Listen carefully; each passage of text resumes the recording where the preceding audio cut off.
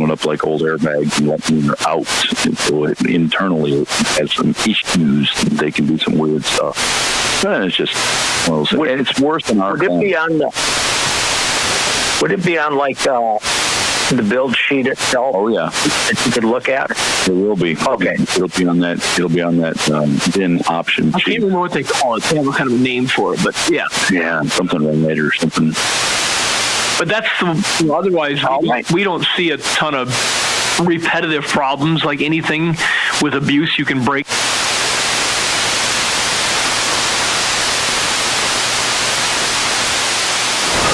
Welcome in, everybody, to Classic Hits KMSD Power 106.3 and Superstar Country B103. You are listening to American Legion Baseball. It's the Class B State Tournament. Day 2 today. We had 4 games yesterday for the first round, and we've got 4 more games coming your way over our airwaves today. Just this first game going to be on all 3 stations. The next 3 games,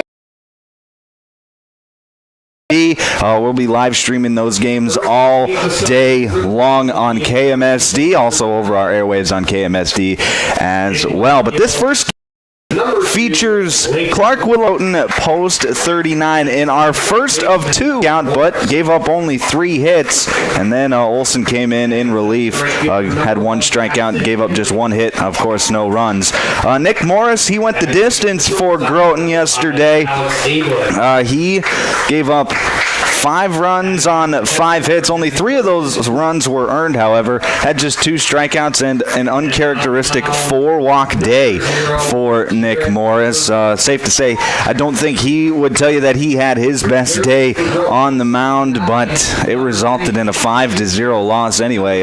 Tough to win when you can't score any runs, and that proves the same point for Clark Willow Lake yesterday, as they were also shut out by Del Rapids. They lost that game 1-0 in the ultimate pitchers duel. Clark Willow Lake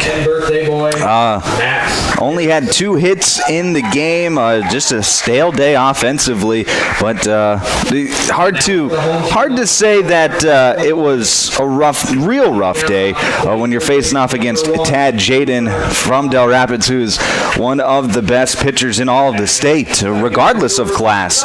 He had 13 strikeouts yesterday, just 1 walk, gave up just 2 hits.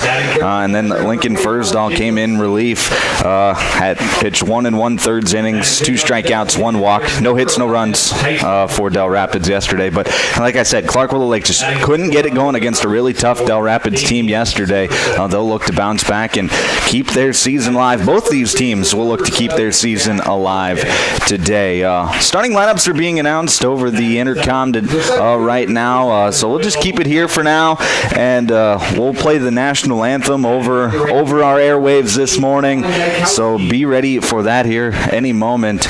But it's a beautiful day here in Milbank. Really the perfect day for baseball, in my opinion. You got a nice overcast sky. The temperatures are a little cool, on the cool side, which I'm okay with. I prefer the cooler temperatures versus the scorching heat that you can sometimes get in early August here in northeast South Dakota. But I think it's a perfect day for baseball. Temperatures throughout the day not going to get too warm, about low to mid 70s for a high, and with that overcast sky, it's going to be an awesome day for baseball. I'm looking forward to it.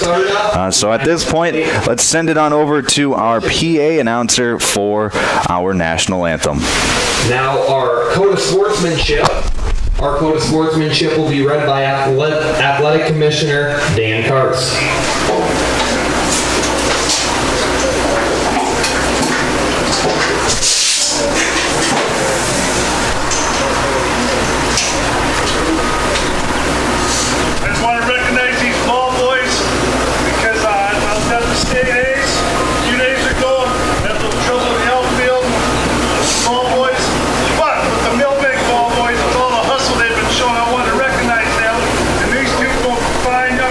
Going on today.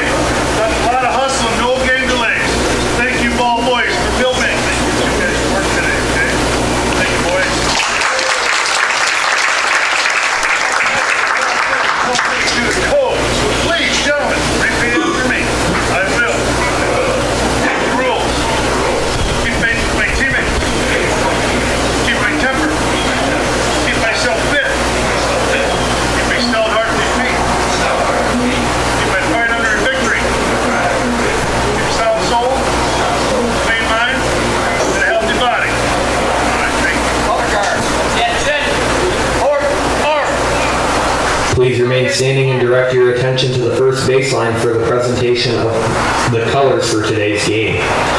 Presenting the colors are members of the Birch Miller Post 9 Legion Post out of Milbank, South Dakota. Our colors are presented by Tim Juergens, Noel Cummins, Bill Tossenson, and Dennis Ottleman. Please remain standing at attention until the colors have been retired. Ladies and gentlemen, our national anthem.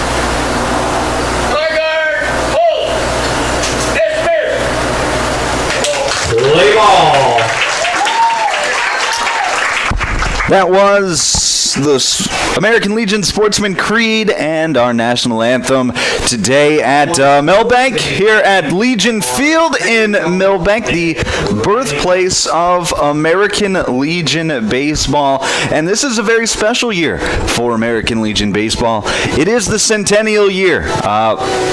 And what that means is American Legion Baseball has been around for 100 years. Started back in the year 1925, still going today in the year 2025, 100 years later. Very special tournament.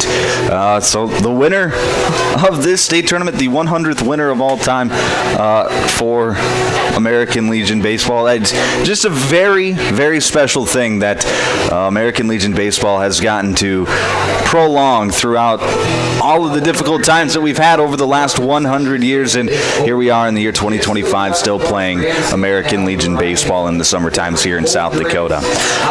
All right, it'll be Groton Post 39 taking on Clark Willow Lake Post 60. Clark Willow Lake, as you can see on the live stream, are taking the field. They will be the home team on the scoreboard for this morning's contest. Game 1 of 4 over our airwaves today. Of course, KMSD will be covering all 4 games, but Power 106.3 and Superstar Country B103, this is your guys' only game of the day. So pretty cool thing that we get all 3 stations here for this one game, but let's hop right into the action. Let's set the defense for you for Clark Willow Lake. From left to right in the outfield, in left field, it'll be Damian Severson. In center field will be Will Hovde, and in right field will be Colin Gaikowski. From left to right on the infield at third base, Cooper Palmer. Shortstop Watson Grantham. At second base, it will be Josh Canigator. And at first base will be Jack Helkin. Behind the dish doing the catching will be Jacob Steen. And taking the mound for Clark Willow Lake will be number 20, Charlie Luvis. In the top of the first inning, we'll see. The lineup for Groton today, leading things off, will be number 2, Lincoln Krause. Batting second, Corbin Cucker. Brevin Fleece will hit third. Carter Simon will clean things up out of the 4-hole. Gavin England will hit 5th. Nick Morris will hit 6th. Braxton Emery 7th. Alex Abelin will hit 8th. And Karsten Fleece will hit 9th. All right. Both of these teams got shut out yesterday, so both teams looking to score their first runs of the tournament. Groton will get their first chance here. Here's the first pitch of the game, and it is a center cut fastball in there for a strike. And it's 0-1, and we started directly on time. It is 10 o'clock. Second pitch, Krause lays down a bunt. It's going to roll foul down the third base line. It'll be a quick 0-2. Krause was a late addition to the lineup today. Taylor Deagle was originally scheduled to start in center field today and lead things off for Groton, but he was unable to make it on time, and so Lincoln Krause, about 15 minutes before first pitch, he gets the call, and he's going to get to make a start here in the State Legion tournament. Fouls the pitch straight back. It'll be 0-2 again. Here's the 0-2 fastball inside. 1 ball and 2 strikes. Groton 25-8 on the season. Went through Region 1 without any troubles as Krause fouls another one away. We'll do 1 and 2 again as they swept their way to a Region 1 championship. And sometimes it's all just about who you face in that first round. As Krause hits a soft tapper out to second base. Up with it is Cannigator in time for the out at first base. There's 1 away. 4-3 put out for the first out of the game. You're listening to American Legion Baseball on 95.1 FM, 1510 AM, Classic Hits KMSD. Also on Superstar Country B103, 102.9 FM, KBWS, Sisseton, Britton, and Webster, and Power, 106.3 KPHR, Ortonville, Watertown, and Milbank. The Big Stone Radio Network covering this game today. Corbin Cucker, first pitch he sees, he fouls away. Here's the 0-1 pitch on the outside corner, called a strike, and it's 0-2.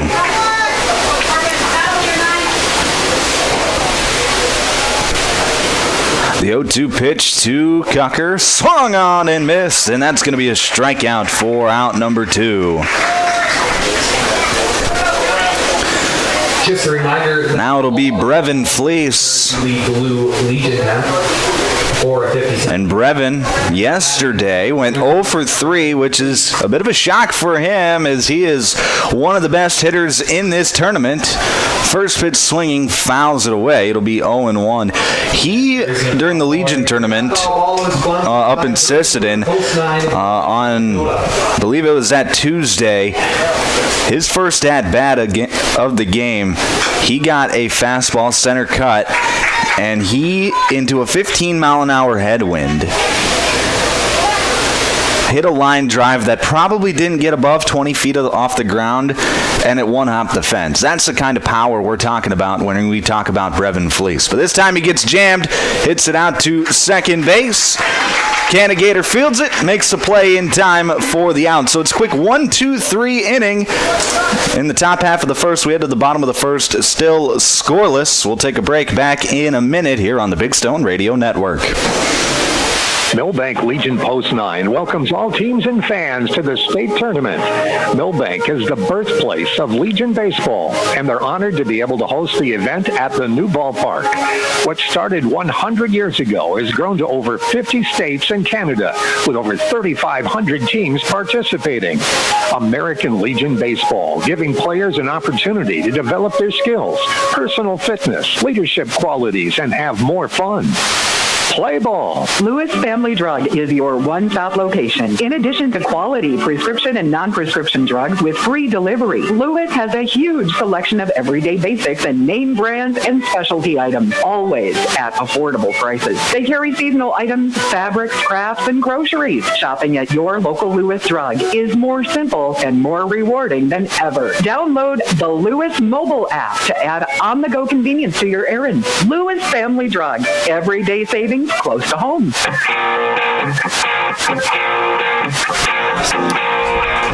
Back here in Milbank for game number 1. It's the bottom of the first inning. Groton went down 1-2-3 in the top half of the inning.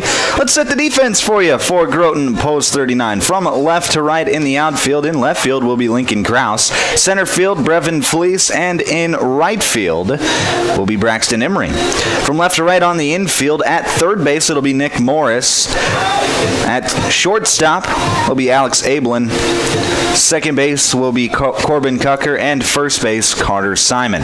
Behind the dish doing the catching will be Karsten Fleece, and taking the mound for Groton will be the left-hander, number 0, Jarrett Erdman. Little lefty-on-lefty action to start off the inning as Cooper Palmer steps to the plate for Clark Willow Lake. Cooper had one of the 2 Clark Willow Lake hits yesterday. First pitch he sees is off the plate for a ball. It'll be 1-0.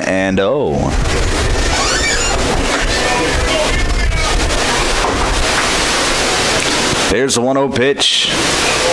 Just a bit outside, 2-0. Those are 2 close pitches to start off the game for Erdman, but unable to get the friendly call. 2-0 pitch, swung on and missed, 2-1.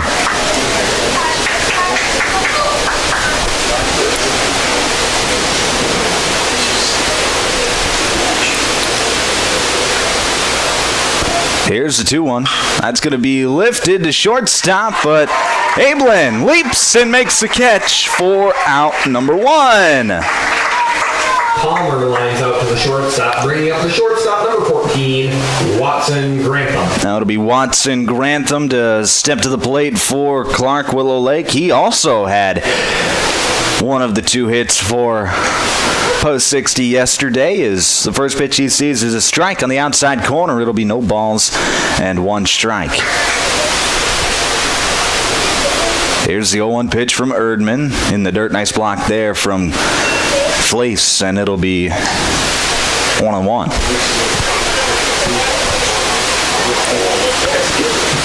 Both these teams looking to get it going offensively. Here's the 1-1, low and away, 2-1. And, you know, a lot of times when you get to the state tournament, it's all about the draw that you get.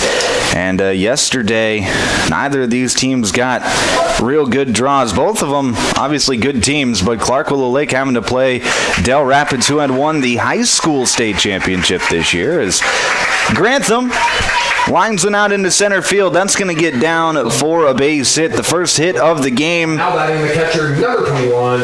And post 60's got a man aboard with 1 out, and Jacob Steen stepping to the plate. And then Groton yesterday, they had to play a Winter Cologne team. And Winter Cologne, they always have good baseball teams. Doesn't matter.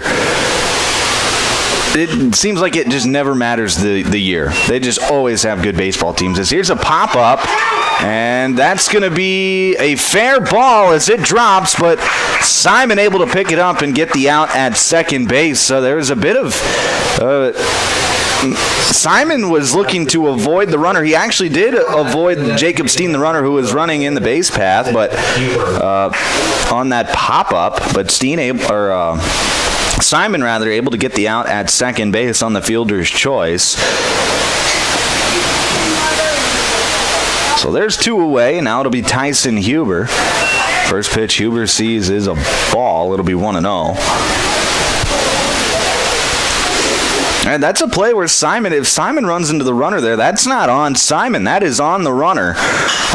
As here's a line drive into center field. Coming in is Brevin Fleece, and he makes the catch for out number 3. So no harm done after the single. We head to the second inning, still tied at 0. We'll be back in just 1 minute here on the Big Stone Radio Network. One hit, one hit. Roy's Sports Shop in Watertown welcomes all teams and fans to town for the Legion Tournament. Roy's has been the sporting goods leader in this area for over 55 years. Uniforms, sports equipment for baseball, softball, hockey, and more. Plus, clothing and footwear, too. Get in the game. Get into Roy's Sports Shop on Highway 212 in Watertown, across from Watertown Ford. Shop weekdays 9 to 6, 10 to 3 on Saturday. Calling all anglers and adventurers. Discover the ultimate convenience store at Jurgen Sea Store in Wilmot. New to our lineup, live bait. That's right, we've got fresh minnows and wriggling worms to help you hook the big one. But wait, there's more. Our deli serves up savory burgers, mouth-watering Piccadilly pizza, snacks, cold beverages, and a whole lot of yum. And don't forget to top off your tank while you're here. Fill up your car, pickup, and boat with top-notch gas so you can hit the road or the water without missing a beat. For all your fishing and fueling needs, there's only one name to remember, Jurgen Sea Store in Wilmot. Another great Stills and Oil Company Sea Store. Let the adventure begin.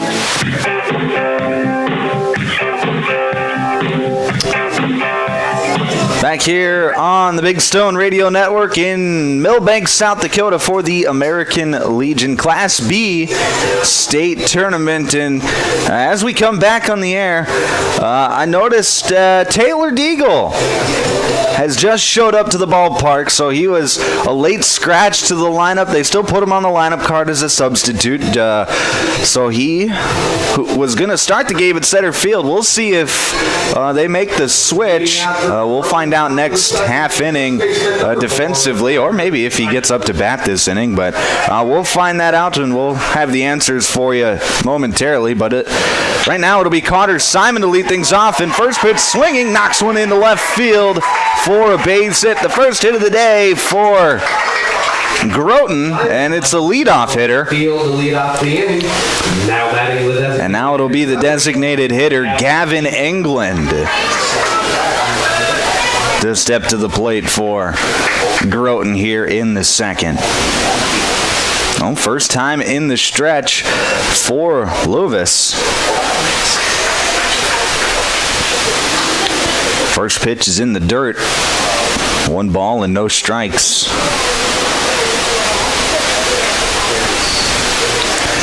Here's the 1-0 pitch in the dirt again. Nice block there from Steen, but it'll be 2-0.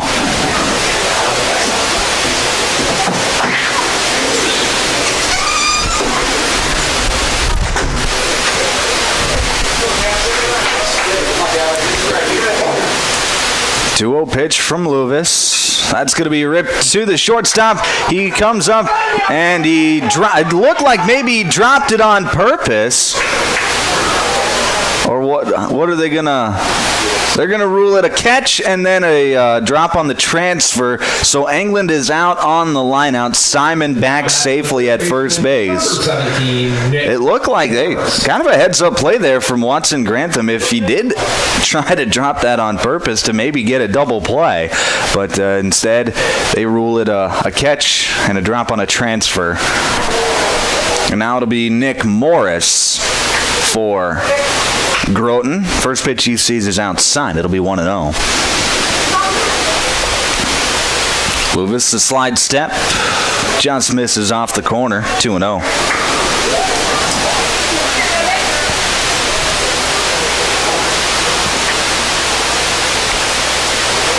Here's a drive out into left field, going back, and that's going to burn him. Simon's going around second. He's going to third, and he's getting waved home. Simon around third base will score, and it's an RBI double.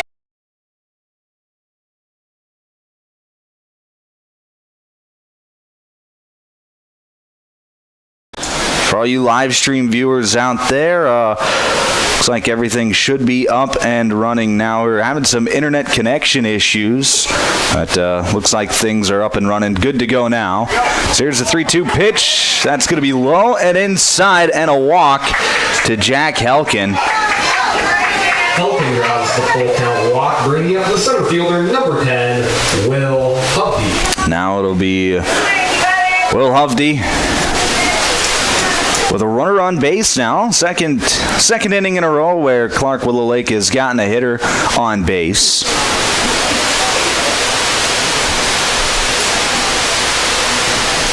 Here's the pitch. That's going to be low for a ball.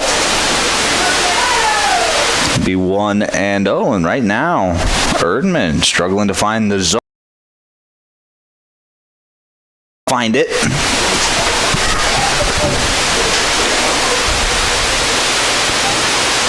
Pickoff attempted first. Close play, but Helken back safely.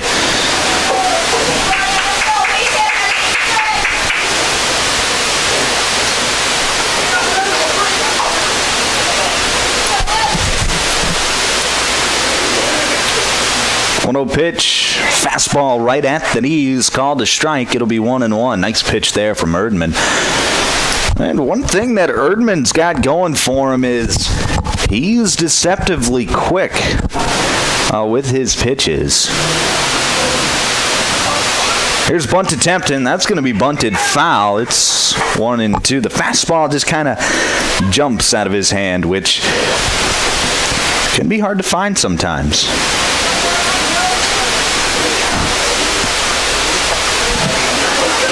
And he's a lefty, so he's got that natural left-handed tail on his fastball, which that just adds even more difficulty. Here's pickoff attempted first, and that's going to be called a balk.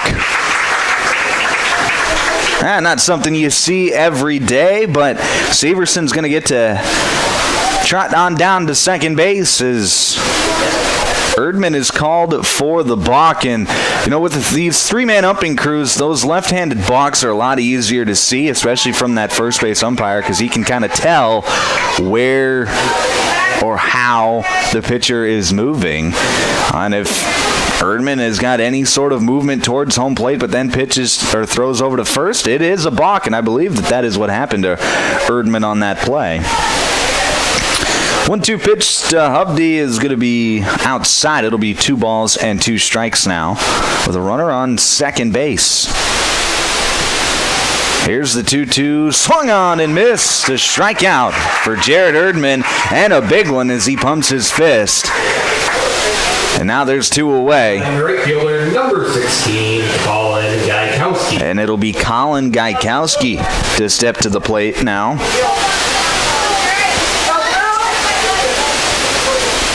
Gaikowski was 0 for 3 yesterday. 0 for 2, rather, with a walk. His first pitch he sees is called a strike. It's 0-1. Clark Willow Lake in need of a clutch base hit with a runner in scoring position and 2 outs now.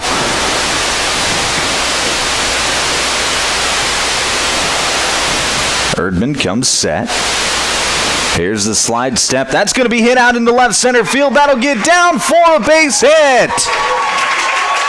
Helken comes around third, and he will score. And we just talked about needing a clutch base hit. Well, Colin Gaikowski comes through with an RBI single, and this game's knotted up at 1. RBI single, bringing up the second baseman, number 2, Josh Canagater. Now it'll be Josh Canagater to try and extend the rally. But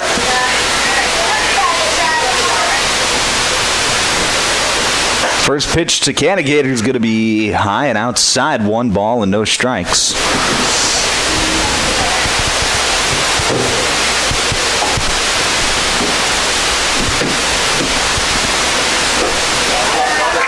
Two 2-0 now after a pitch is outside.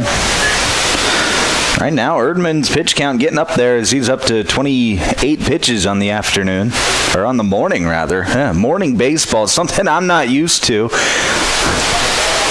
Here's the 2-0. Outside, 3 balls and no strikes. And I think Clark Willow Lakes, they got a bit of an advantage because they played at 10 a.m. yesterday as well. Groton, they didn't play till 5, so it's a quick turnaround for Groton.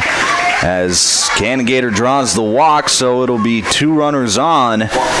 Still 2 outs, but it's the top of the order now with Cooper Palmer. Baseman, number 1, Cooper Palmer.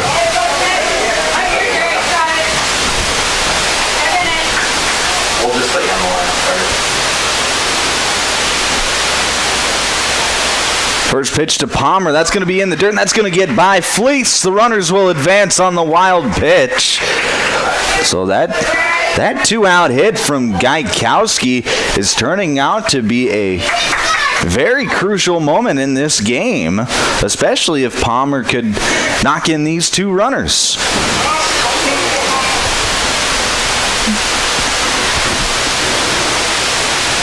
Here's the 1-0 pitch.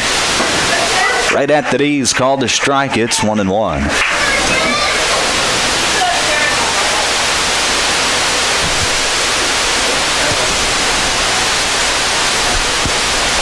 1-1 pitch. That's going to be hit out into right field, and that's going to fall in front of Emery. 1 run will score. Here comes the second. It is cut off.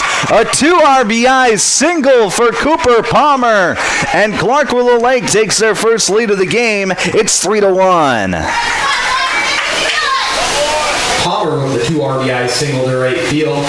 Now that's exactly what the doctor ordered for post 60. A couple of 2-out hits with runners in scoring position, and now you turn what was looking like a 0 into a 3-run inning, and this inning's not over yet. Watson Grantham steps to the plate. He sees a strike low. It'll be 1 ball and no strikes.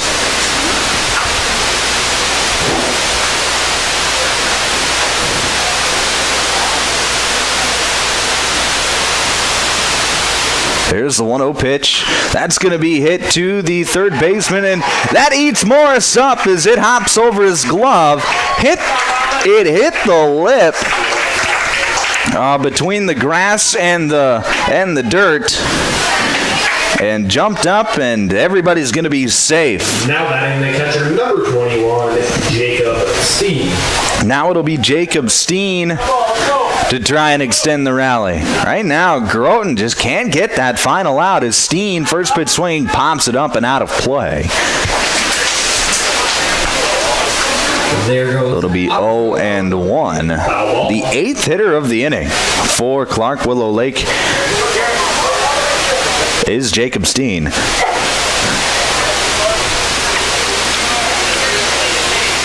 That pitch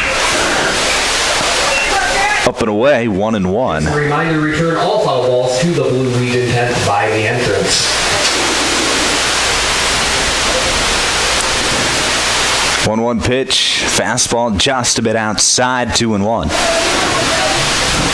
And right now, Erdman, he's thrown a few pitches that have been close, but it's been a semi-tighter zone today.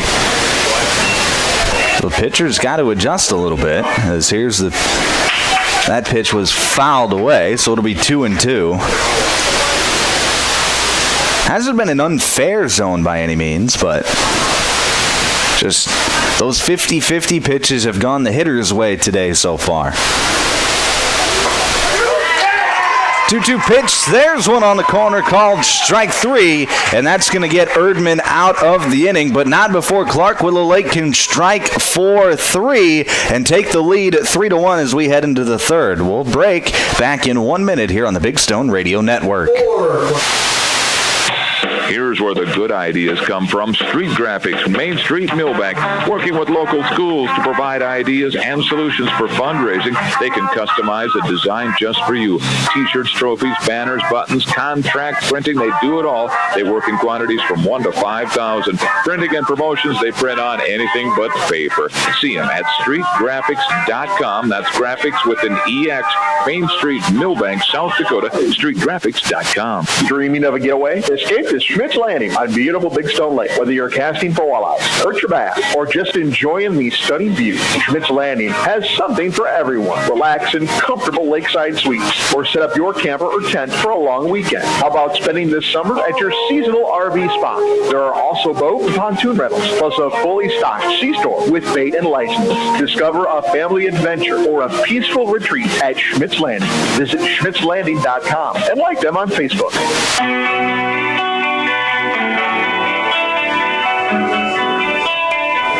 Top of the third inning here in Milbank as Clark Willow Lake, they respond after giving up one in the top of the second with 3 of their own in the bottom of the second.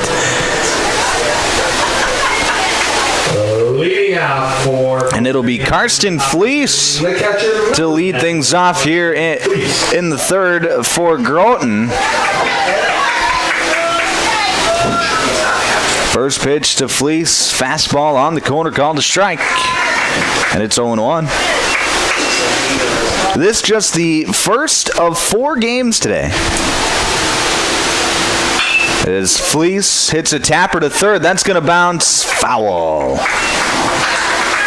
Not foul by much. It almost clipped the corner of that front corner of the bag, but it did had some wicked spin on it. And bounces foul down that third base line. So we'll do 0-2 now. Fleece, the 9-hole hitter, trying to just get on base. The 0-2 swung on and missed. Strikeout for Charlie Lewis, and there's one away. Now it'll be number 7, Taylor Deagle to the plate. Now batting number 7, Taylor Deagle. What's the password over here for the Wi-Fi? Here's the first pitch to Deagle. Fastball in there, called to strike. It's 0-1. Deagle, his first at-bat of the day. He showed up a few minutes late to the ball game today, having some car issues potentially and whatnot. He taps this one out to Grantham. Grantham feeling it to his left and makes the play for out number 2. Nice play there from Watson Grantham. Now batting the second baseman, number 9, Corbin Cucker. Now it'll be Corbin Cucker with 2 outs. We'll see what Corbin can do. First pitch, slider that stays high. It'll be 1-0. No, that's not right. That one's low, 2-0.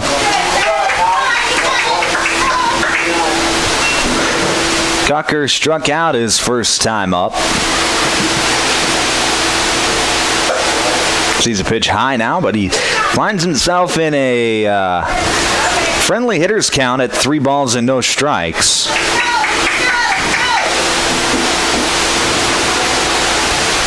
Here's the 3-0 pitch. Center cut fastball. It'll be 3-1. This is a point in the lineup, part of the lineup that can do some damage for Groton as Cucker sees a pitch low and away, checks his swing, and he'll draw the walk. Now brings up the power hitter, Brevin Fleece, who's got 12 triples on there. He's got more triples than doubles this season. And that deep gap out in right center field where it shoots out deep. As here's a drive on into right field. That's going to one-hop the fence. Cucker coming around third. He's being waved home. Here's the throw. It is not in time. A 2-out, 1 RBI triple for Brevin Fleece, his 13th triple of the year. Fleece with the RBI triple to right field. And Groton gets one back. It's 3-2 now. Simon. Now it'll be Carter Simon up to the plate with Fleece leading off of third, and now it's a pressure situation for Lewis. There's a pitch low, just missed. Steen, the catcher, thought it caught the corner. The umpire says, no way, Jose. That'll be 1-0. That pitch runs in, 2-0. Now, this is a pressure moment for Steen, too. If he gets a pitch in the dirt, he's got to do everything he can to block it with a runner on third. Swing at a base. 2-1.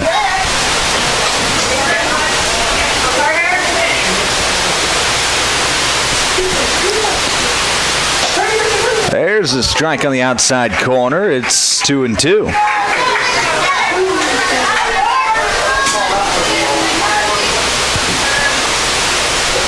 2-2 pitch, fastball, missed outside. It'll be 3-2.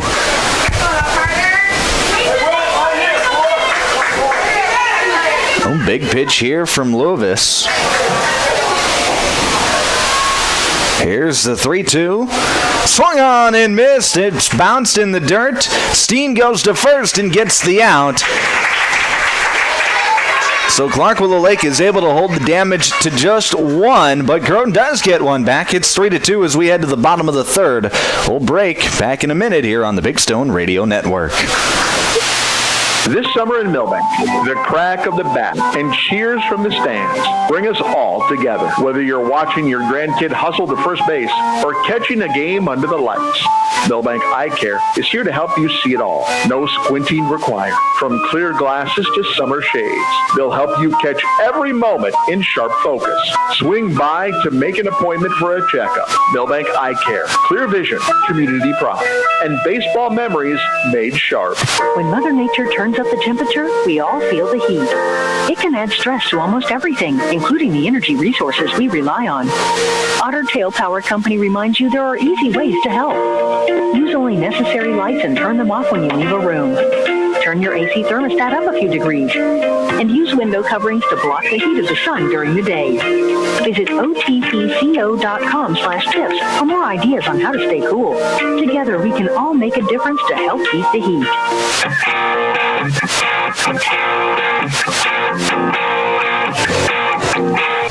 Back here on the Big Stone Radio Network, it's the bottom of the third inning. 3-2 your score. As Groton was able to get one run on the RBI triple from Brevin Fleece last half inning. Fleece his 13th triple of the day of the season. Leading out for defensive substitutions for Groton. Out in center field now, Taylor Deagle. In to play shortstop is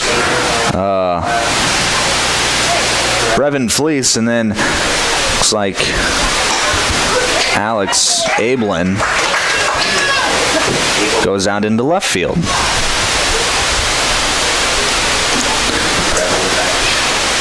It'll be Tyson Huber to lead things off for Clark Willow Lake, and he finds himself down 0-2 quickly. Here's the 0-2 pitch from Erdman. Fastball swung and fouled straight back. Huber was on that pitch. Just missed it.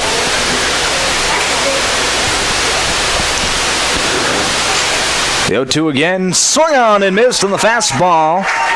Another strikeout for Jared Erdman, and there's one away. Now batting the left fielder, number 61, Damian Severson. Now it'll be number 61, Damian Severson, to the plate. Little lefty on lefty action. His fastball is swung on and missed. It's 0-1. Severson grounded out to Erdman to start last half inning. There's a strike on the outside corner. It's 0-2.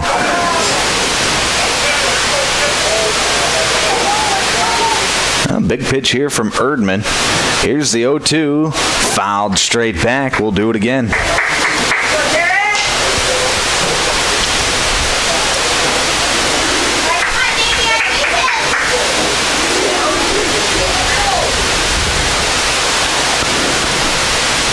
The 0-2 pitch in the dirt. Nice block there from Fleece, but it'll be 1-2.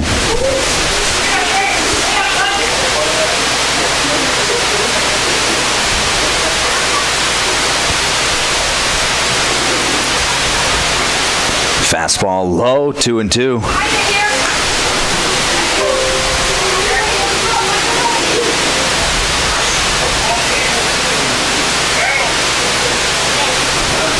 Here's the 2-2 pitch, swung on and missed, and it's back-to-back strikeouts for Jared Erdman, and there's 2 down here in the third. Following the strikeout, the first baseman, number 7, Jack Helkin. That'll be Jack Helkin. He walked, came around to score last inning.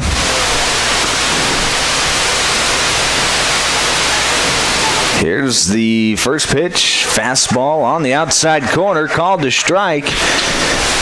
And it seems Erdman is, at least in this inning, settled into the game. Here's the 0-2 pitch, tapped foul. We'll do 0-2.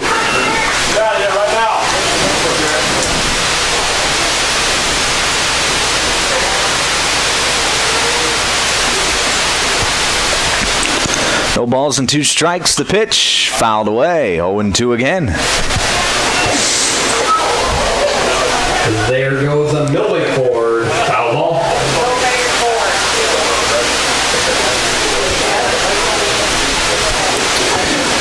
Here's the pitch. That's going to be lifted into the air, out into left field. Ablin coming in, and he makes the catch for out number 3. So 1-2-3, bottom half of the third. We head to the fourth. Score remains Clark-Willow Lake 3, Groton at 2. We'll break back in a minute here on the Big Stone Radio Network.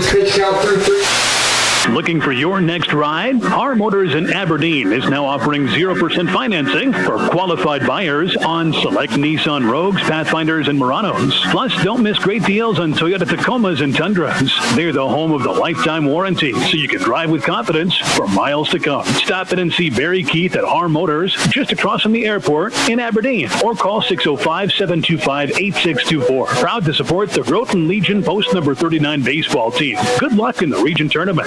Are you in need of collision repair? Look no further than Al's Body Shop. Their team of expert technicians has years of experience and are dedicated to getting your car or truck back on the road in no time. From minor dings to major body damage, they've got you covered. And with their state-of-the-art equipment, they can handle any make or model. Plus, they work with all insurance companies to make the process as easy as possible. Don't let an accident slow you down. Go see Al's Body Shop today. Al's Body Shop, Milbank. Quality collision repair you can trust.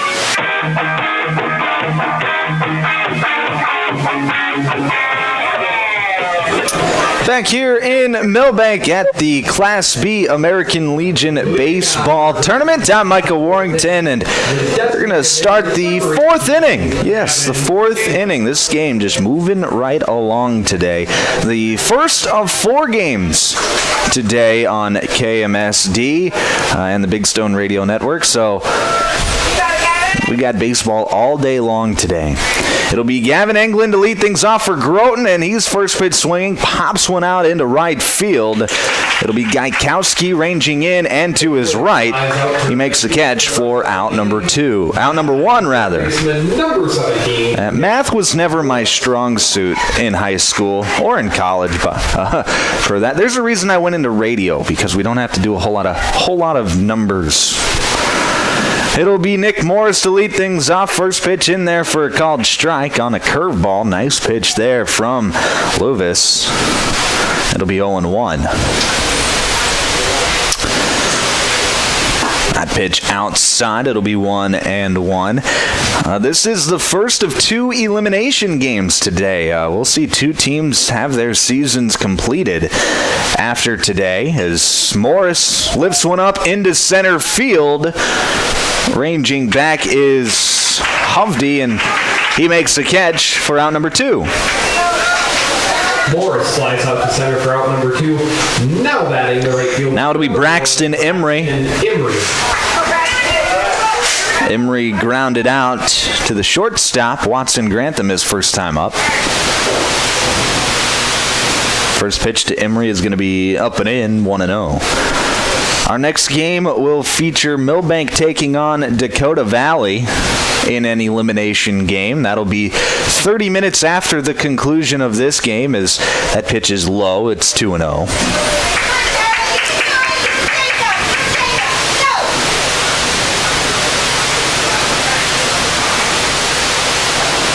Here's the 2-0 pitch. Fastball low, 3-0. And then our afternoon session, our semifinal session, there's a pitch in the dirt, so it'll be a 4-pitch walk to Braxton Emery. Now it'll be Alex Ablin. But our the left fielder, number evening 5. Session tonight starts at 4 o'clock. 4 o'clock, and that first game is going to be between Del Rapids and Winter Cologne.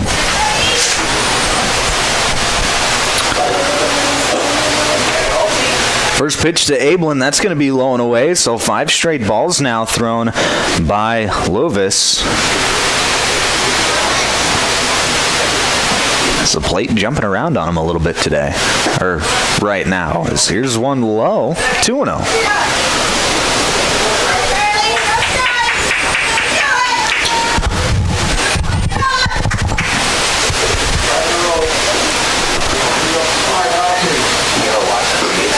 There's a strike as he catches the outside corner. It's 2 balls and 1 strike to Alex Ablin now.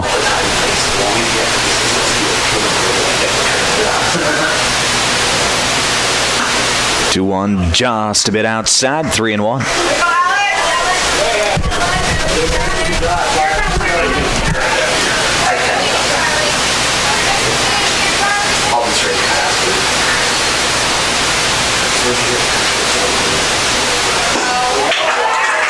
And a walk.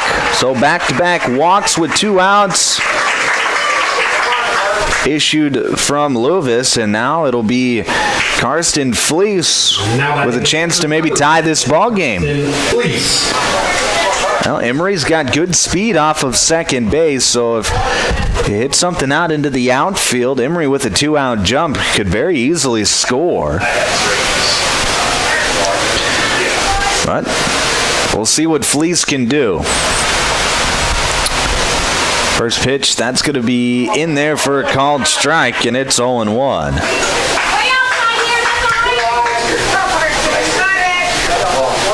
Fleece not a fan of that called strike, but that's baseball. Here's the pitch outside, and that pops out of the glove of Steen, but he's able to corral it, keep the runners at check.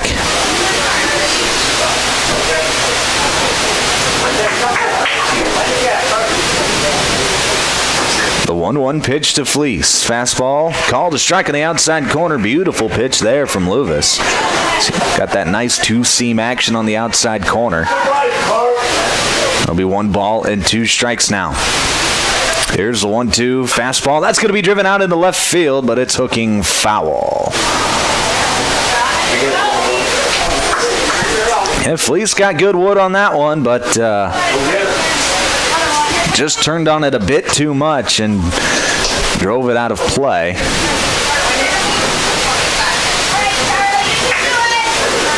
We'll do 1 and 2 again, though. Here's the pitch. Fastball outside, 2 and 2.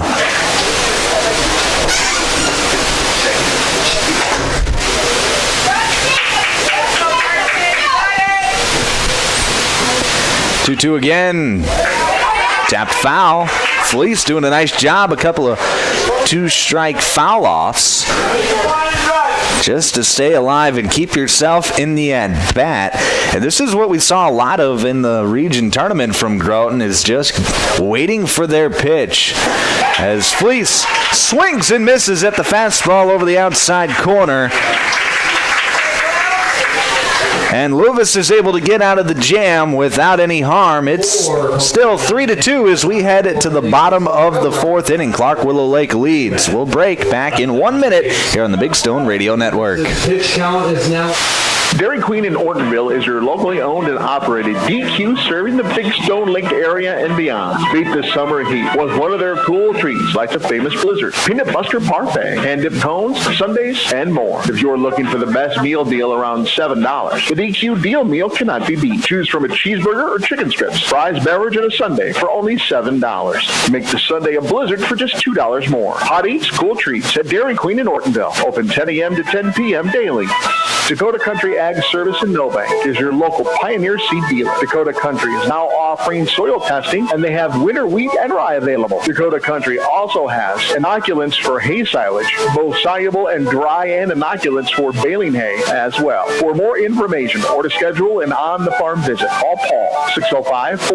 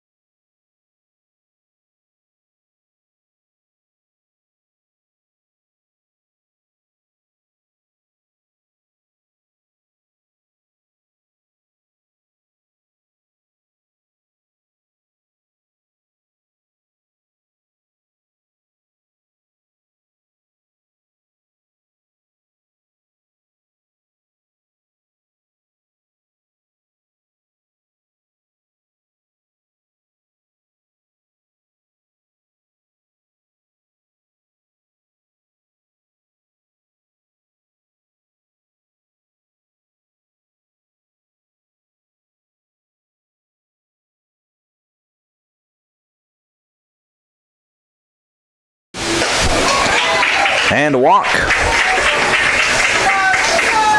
So Gaikowski draws the walk, and that'll bring up the second baseman, number 2, Josh Canagator. Canagator walked and came around to score back in the second, part of that 3-run second inning that Clark Willow Lake had.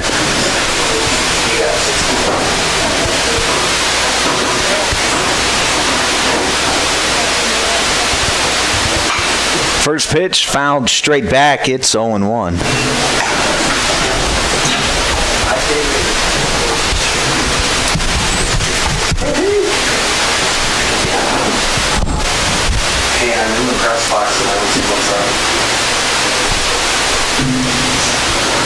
Slide step and the pitch. It's low, 1-1.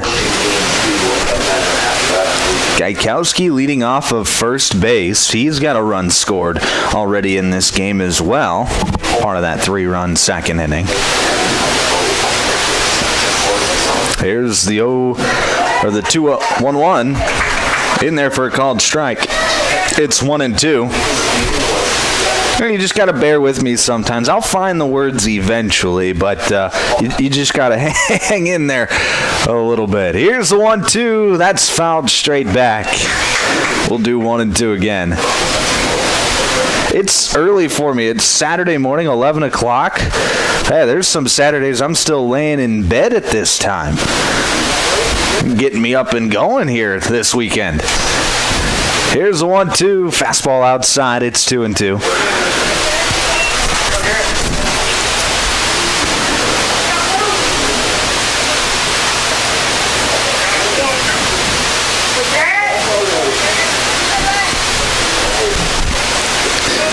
2-2 pitch, swung on and missed, and that's going to be a strikeout for Jared Erdman. And there's 2 away here in the 4th.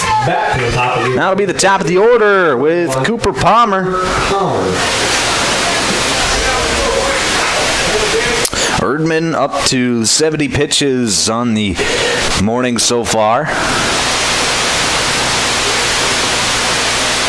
There's a pitch low and away. Nice block there from Fleece. It's 1-0. And you know, these teams that are in the elimination bracket right now, they really have their work cut out for them if they want to come back and win this thing. As there's a pitch low. That's going to get to the backstop. Hopefully moves over to second base. So it'll be a runner in scoring position now for Cooper Palmer. But like I was saying, these teams, they got to win 5 games in a row if they want to come back and be champions. Tough to do. Not many pitching staffs can do that. It's 6 games in 5 days. So there's a pitch off the zone. It's 3-0. And that one's called a strike. It's 3-1. It just shows that you got to have, if you're going to come back through that elimination bracket, you have got to have a ton of pitching. And you got to have guys step up who maybe haven't pitched a whole lot in the year. Because that pitch is low for a ball, so that'll be a walk, and there's 2 runners on now with 2 away. Following the walk, the shortstop, number 14, Watson Grantham.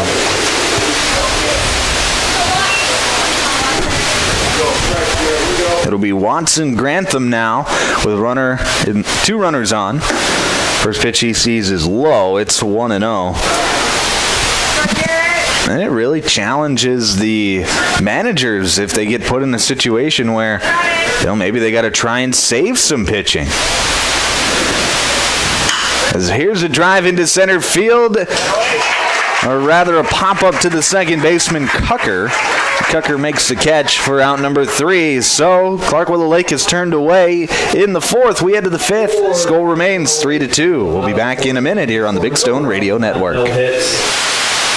Whetstone Sanitation is your locally owned and locally operated garbage service provider in Milbank, rural Grant County, and along Big Stone Lake. Whetstone Sanitation offers once or twice a week residential pickup and up to 5 days per week commercial pickup. Whetstone Sanitation offers 14, 20, and 30-yard roll-off dumpster rentals for those big cleanup projects. Whetstone Sanitation also has quality portable toilet rentals and septic pumping service. And of course, they still provide 24/7 self-service recycling drop-off.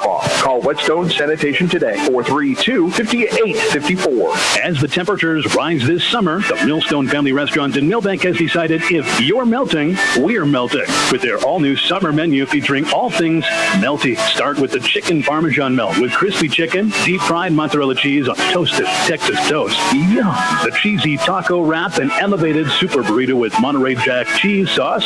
So cheesy. The super quesadilla, a classic cranked up a notch, and the cheeseburger salad just may be your new favorite. If you're melting, we're melting at the Millstone Family Restaurant, East Highway 12, Milbank.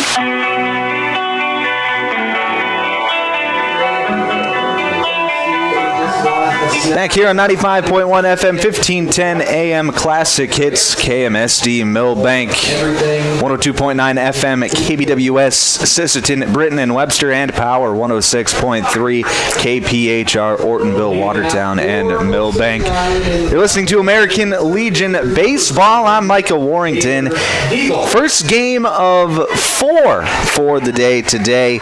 It'll be Taylor Deagle in the top of the order for Groton to lead things off in the 5th. And first pitch to Deagle, he's going to be hit. That pitch runs inside, brushes the sleeves of Deagle, and he is going to take a walk down to first base, and that is the tying run. And this is the part of the order, hey, if Groton was going to start a rally, this would be the part of the order that could do it. As Corbin Cucker steps to the plate, first pitch swing, taps it softly down the third base line. It's going to roll and stay fair, and that's going to be an infield hit. It wasn't the hardest hit ball in the world. In fact, it could possibly be in the running for the softest, but it's going to roll just down the line in the grass, and Cucker with his speed is able to beat it out without a throw. And now that's going to bring out a mound visit from the manager of Clark Willow Lake.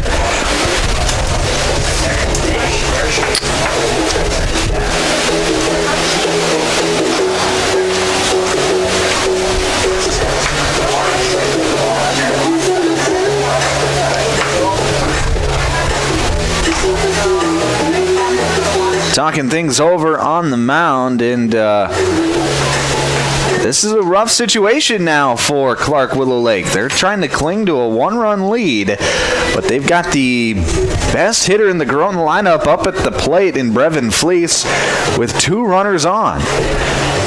Nobody out. Like I said, this is the part of the order where you can't really fool around with Groton because they can do a lot of damage and put up some runs quickly.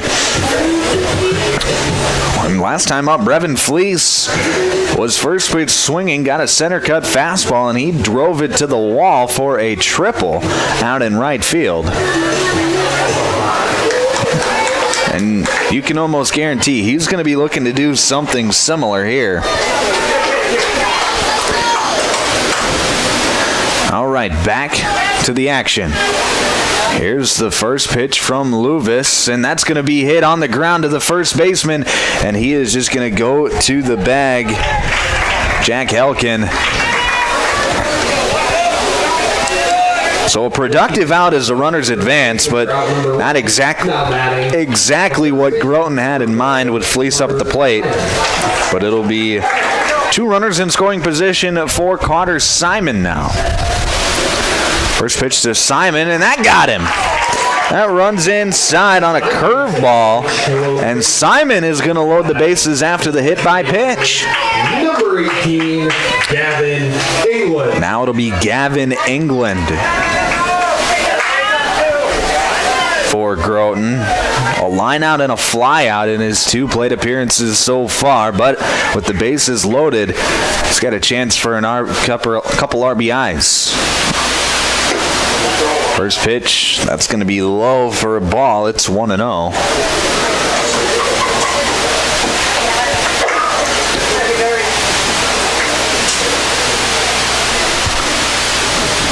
Here's the 1-0 pitch. Tapped foul and out of play. 1-1.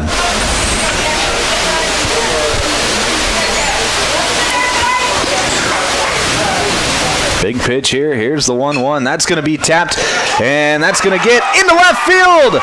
Base hit. 1 run will score. 2 runs will score. As Cucker comes in from second base, it's a 2 RBI single for Gavin England, and Groton retakes the lead at 4-3. And now we're going to have another mound visit. I believe we're going to have a pitching change.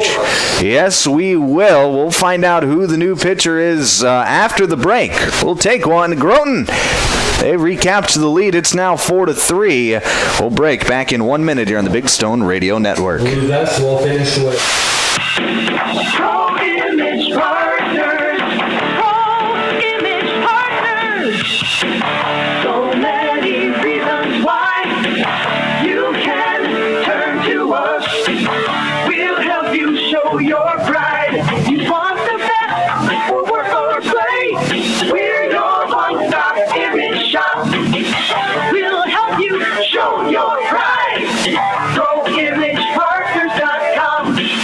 Milbank Legion Post 9 welcomes all teams and fans to the state tournament.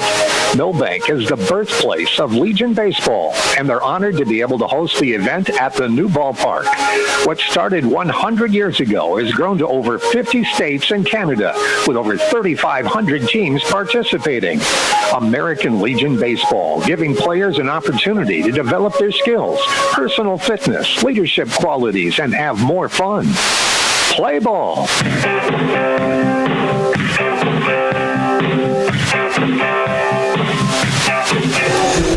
Back here in Milbank, the new pitcher for Clark Willow Lake will be the former third baseman, number 1, Cooper Palmer.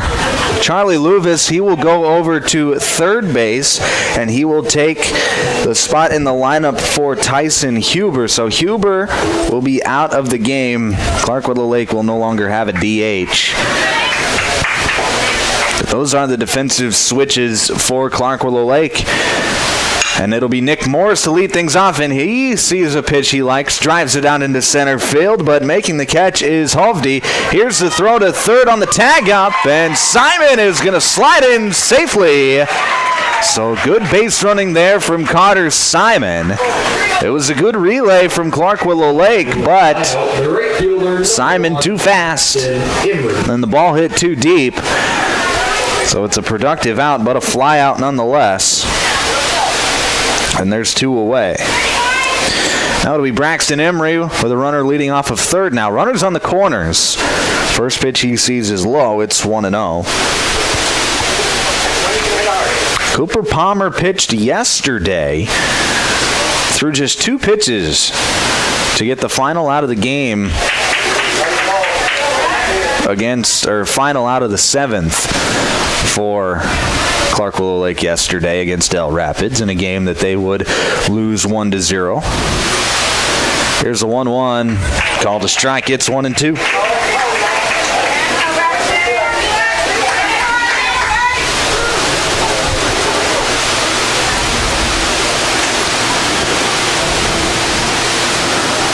Fastball. That's going to be up. 2-2. So Luvis, he threw 66 pitches. 40 of them were strikes. Here's the 2-2. That's going to be hit back up the middle. Grantham to his left, fields it, makes a strong throw in time. Oh, nice play there from Watson Grantham. It was a bang-bang play at first. The umpire right there calls out Emery. Like I said, it was a bang-bang play, and that's going to end the inning. But Groton, they take the lead 4-3 as we head to the bottom of the 5th. We'll break back in a minute here on the Big Stone Radio Network. Lewis Family Drug is your one-stop location. In addition to quality prescription and non-prescription drugs with free delivery, Lewis has a huge selection of everyday basics and name brands and specialty items, always at affordable prices. They carry seasonal items, fabrics, crafts, and groceries. Shopping at your local Lewis Drug is more simple and more rewarding than ever. Download the Lewis mobile app to add on-the-go convenience to your errands. Lewis Family Drug, everyday savings close to home. Looking to sell your home or lake place? First Choice Real Estate is here to help. Whether you're upsizing, downsizing, or simply looking for a fresh start, they want your listing.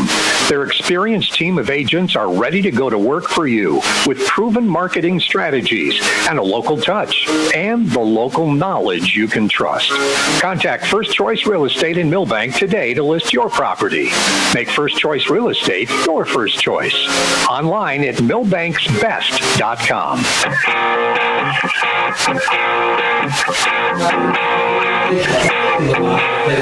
Back here in Milbank at the Class B American Legion State Tournament. We've got a back and forth battle here in game 1 of the day.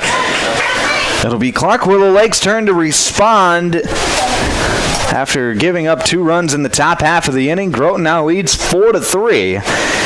It'll be Jacob Steen to lead things off. He sees a pitch high. It'll be 1-0.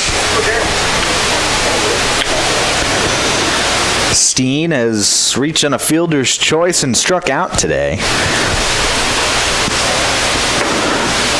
There's a pitch low for a ball. It's 2-0. In the 2 innings following the 3-run second, Jared Erdman has been good, facing just 8 hitters out of the lineup in those 2 innings. There's a pitch high. It'll be 3-0.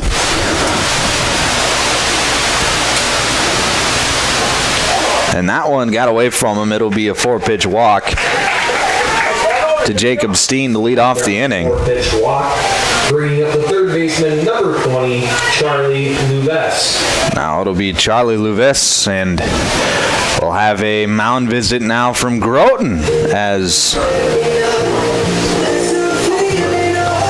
Let's take a look at how many pitches Erdman is at. Erdman at 81 pitches. You're allowed 105, and looks like it was a pretty quick meeting just to talk about strategy. You're allowed 105, so I'd imagine at this point Erdman's going to go the full 105 and just see how many outs he can get. If he could get through this 5th inning and maybe an out or 2 in the 6th, that would be ideal for... Well, actually, what would be ideal is he just goes the rest of the game, but with nobody out here in the 5th and already at 81 pitches, that's pretty slim. It'll be Charlie Luvis. He sees a pitch outside, and it's 5 straight balls to start the inning from Erdman. So fatigue could be starting to set in for Erdman.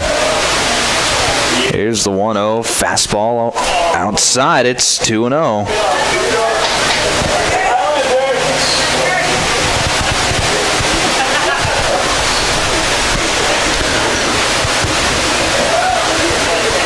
You see, Erdman is pausing a little bit longer than usual in between pitches as he gets the 2-0 pitch in there for a strike. It's 2-1 now.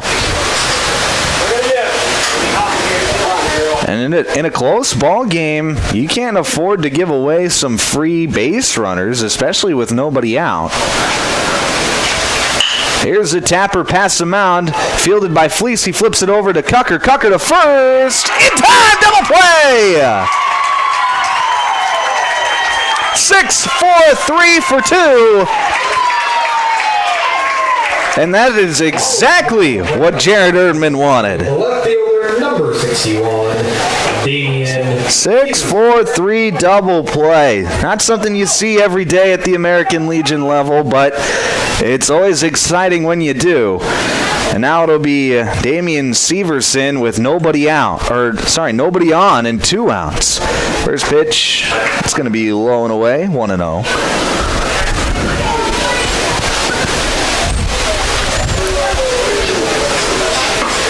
That's a center cut fastball. It's 1-1.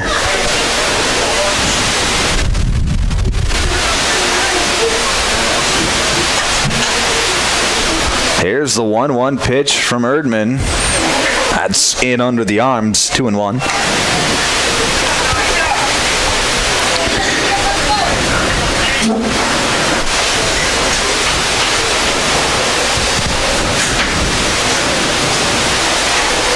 Two-one pitch in there on the corner, called a strike. It's 2-2. And now Jared Erdman just 1 pitch away from getting out of the inning.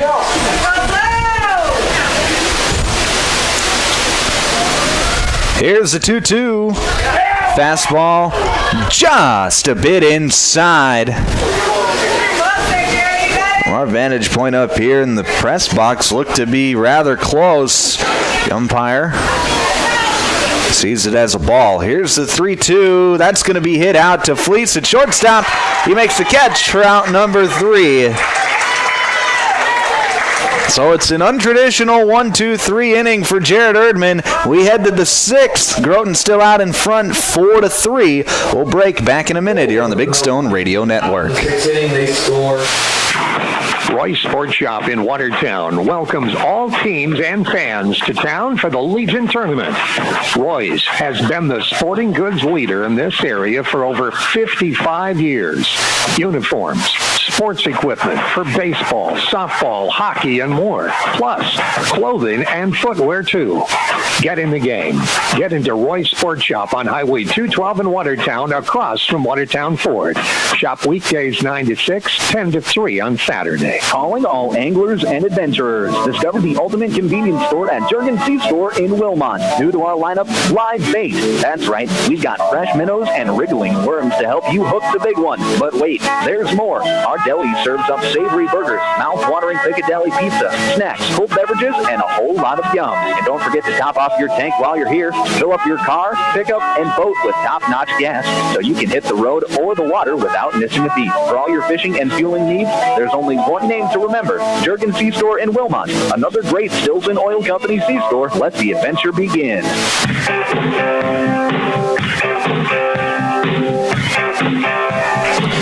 Back here in Milbank at the Class B American Legion Baseball Tournament. Top of the 6th inning. Due up for Groton. It'll be Abelin, Fleece, and Deagle. First pitch to Abelin is outside, 1-0. Second pitch tapped out to Grantham at shortstop. Fields it. Makes a strong throw in time for the out. Abelin grounds out. So now there's one away for Karsten Fleece. Now batting the catcher, number 10, Carson. We're moving into the late innings of the game, top of the 6th inning, in a one-run game. First pitch to Fleece inside, 1-0. Groton took the lead to start. Farquhar Lake would respond with 3 runs in the bottom of the 2nd inning, but 2 runs in the top of the 5th has given Groton a 4-3 lead. So there's a pitch outside. It's 2 balls and 1 strike to Karsten Fleece. Make it 2-2 after a swing and a miss. Cooper Palmer out there on the mound for Clark Willow Lake, and he gets a strikeout as Fleece waves at the fastball, and there's 2 down. Back to the top of the order, the center fielder, number 7. That'll be Taylor Deagle for Groton. Top of the order. You can flip the lineup card over. First pitch, curveball, stays high. It's 1-0. Winner of this game will play tomorrow at noon. That pitch is high. Be 2-0, and they'll play the loser of Del Rapids and Winter Colombe. And that game at 4 o'clock today. As there's a pitch in there for a called strike. It's 2-1. 2-2 after a fastball hits the inside corner.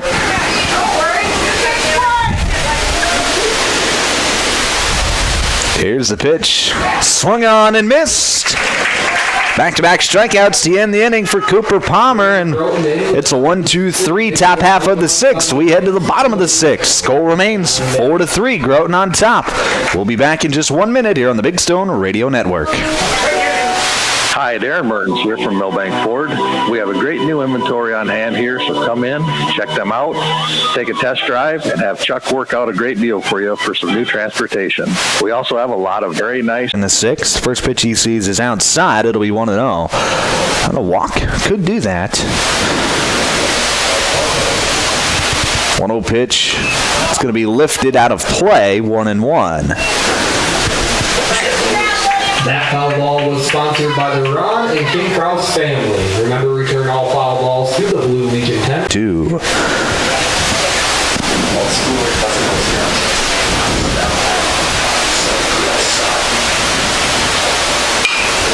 Here's a pop-up, and that's going to lift out of play near the first base dugout. All right, now, Erdman feeling like he's got to hurry up and get this out so he can maybe fit 104 or at 105, but you cannot start a or you can finish the batter at 105. You cannot start a new. A strikeout for out number 2. And now it'll be Colin Gaikowski. Gaikowski, he's been a tough out for...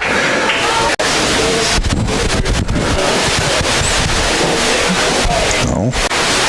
Fastball on the outside corner, called a strike. It's 0-2. Erdman strikes out the side in a 1-2-3.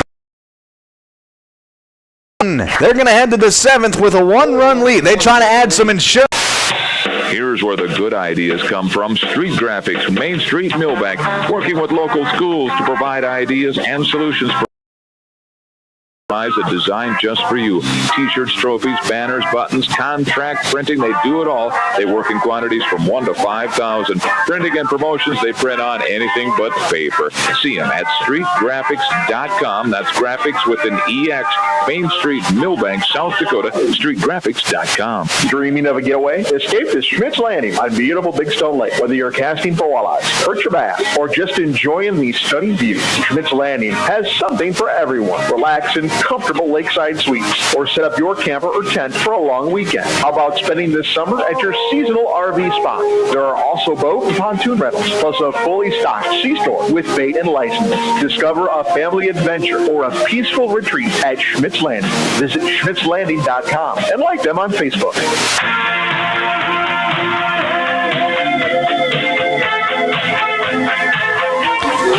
Back here on Classic Hits, KMSD, Superstar Country B103 and Power 106.3. It's the 7th inning here in Milbank in our first game of the day. Corbin Cucker will lead things off for Groton. First pitch swinging, taps it out to Grantham. At shortstop, he makes a high throw. But the first baseman, Helkin, able to jump, make the catch, and land back down on the bag for the out. Close to a...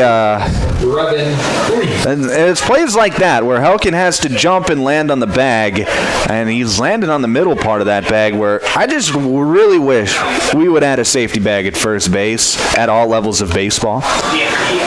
It'll be Brevin Fleece now. First pitch swinging, taps it back to Palmer at first, or at the pitcher's mound, and he gets the out at first base. So 2 pitches, 2 outs, and now it'll be Carter Simon, and Simon's smart. He's taking this pitch no matter what.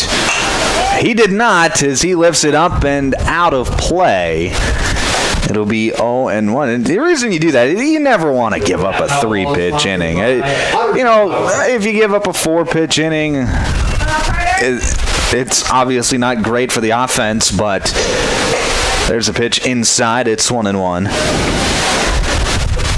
But a 3-pitch inning, there's just something about it. Like, he got out of the inning in 3 pitches. Here's a drive deep out into left center field. Going back. It is going to one-hop and go out of play. A ground rule double for Carter Simon.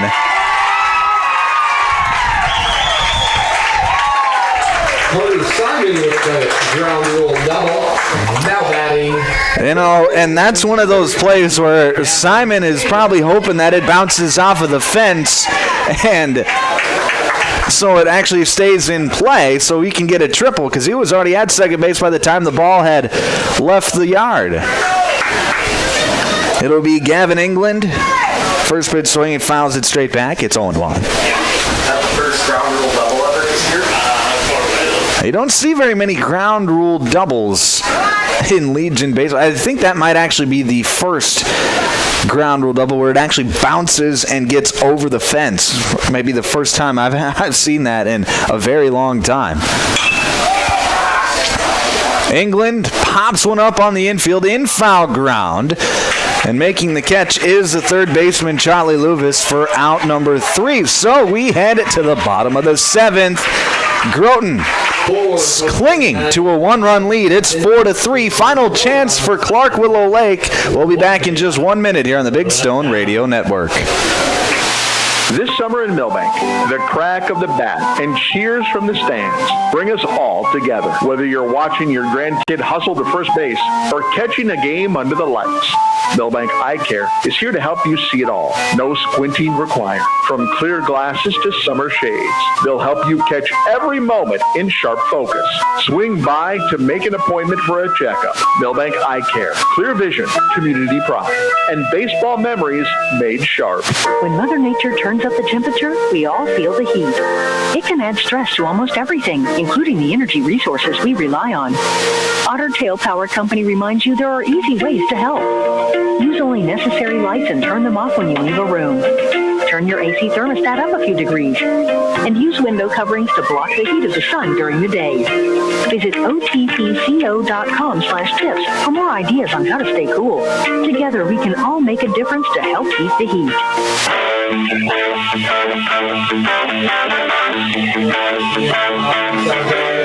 Back here in Milbank, it's the bottom of the 7th inning. Jarrett Erdman still out there for Groton as he was able to start this inning. This will be his 105th pitch. It is outside 1-0, but he can finish the batter.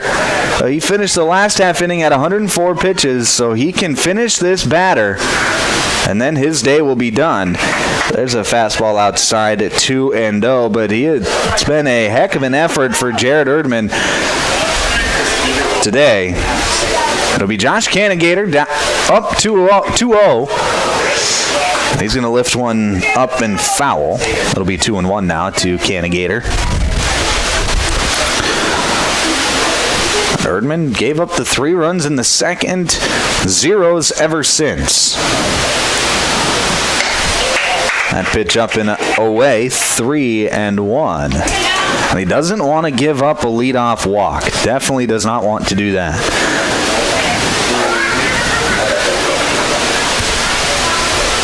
3-1 pitch, fastball. That's going to be up and away. So it is going to be a leadoff walk to Josh Cannigator. And now that'll bring out the manager as Erdman's day is done. He'll flip it on over to the bullpen. Gavin Englund will come in to pitch for Groton. Gavin Englund will come in to play defense. Looks like it'll be Brevin Fleece to pitch for Groton. But Erdman leaves the field with a round of applause from both Groton and Clark Willow Lake fans. But we're going to take a break as Fleece warms up. We'll be back in just 1 minute here on the Big Stone Radio Network.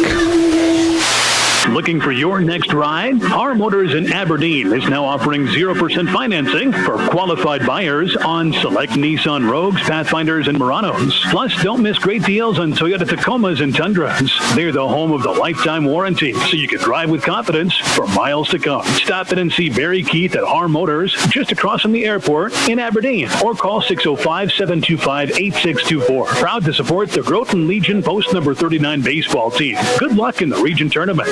Are you in need of collision repair? Look no further than Al's Body Shop. Their team of expert technicians has years of experience and are dedicated to getting your car or truck back on the road in no time. From minor dings to major body damage, they've got you covered. And with their state-of-the-art equipment, they can handle any make or model. Plus, they work with all insurance companies to make the process as easy as possible. Don't let an accident slow you down. Go see Al's Body Shop today. Al's Body Shop, Milbank. Quality collision repair you can trust.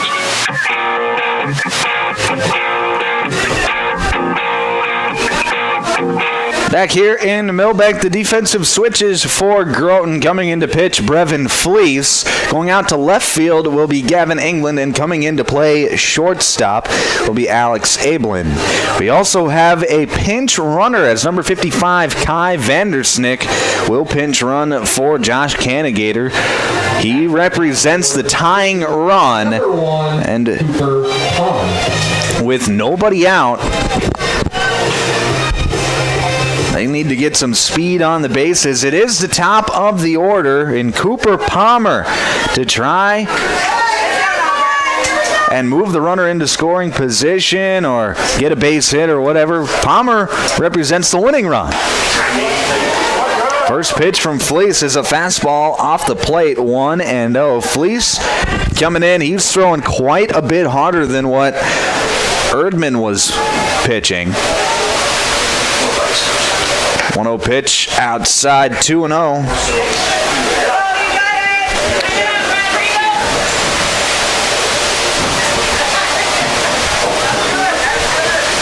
Pressure situation for everybody on the field.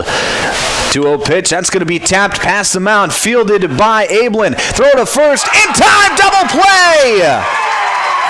Ablin fielded it on the second base bag, made a strong throw to first in time for the out, and it's a 6-3 double play.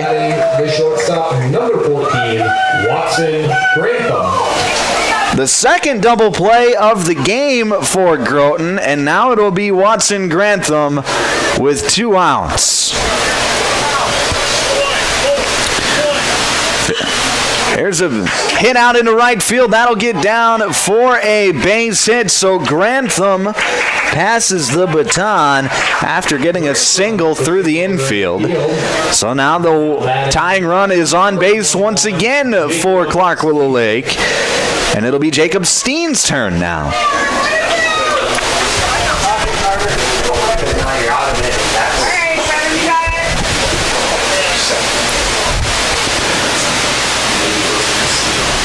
Steen, first pitch swing, pops it up. That may stay in play. It does not. Giving chase was Fleece and Simon. It'll be 0-1 to Jacob Steen. Reminder, this just the first game of 4 today. The next game between Milbank and Dakota Valley will start roughly 30 minutes after the conclusion of this game. Here's the 0-1 pitch. Runner goes. Here's a grounder back up the middle, and that's going to deflect off of the glove of Corbin Cucker and into left center field. So everybody's going to be safe. The winning run is on first base. Number 20, Charlie Louves. And now it'll be Charlie Louves.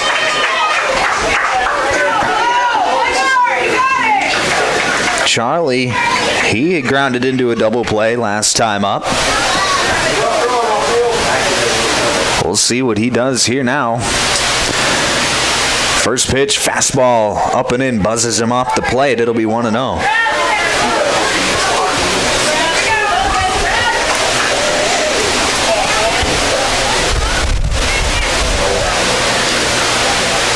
Pitch inside again, 2-0. The game-tying run is at second base, and Grantham with good speed. Anything hit into the outfield, he could score on. 2-0 pitch, fouled straight back and out of play. It'll be 2-1. That is a Crooked Creek Ranch foul ball.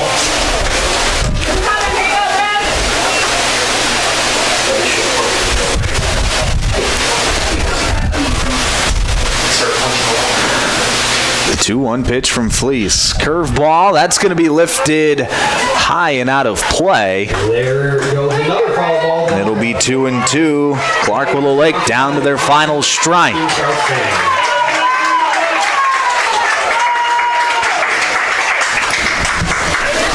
Brevin Fleece trying to get the save here for Groton.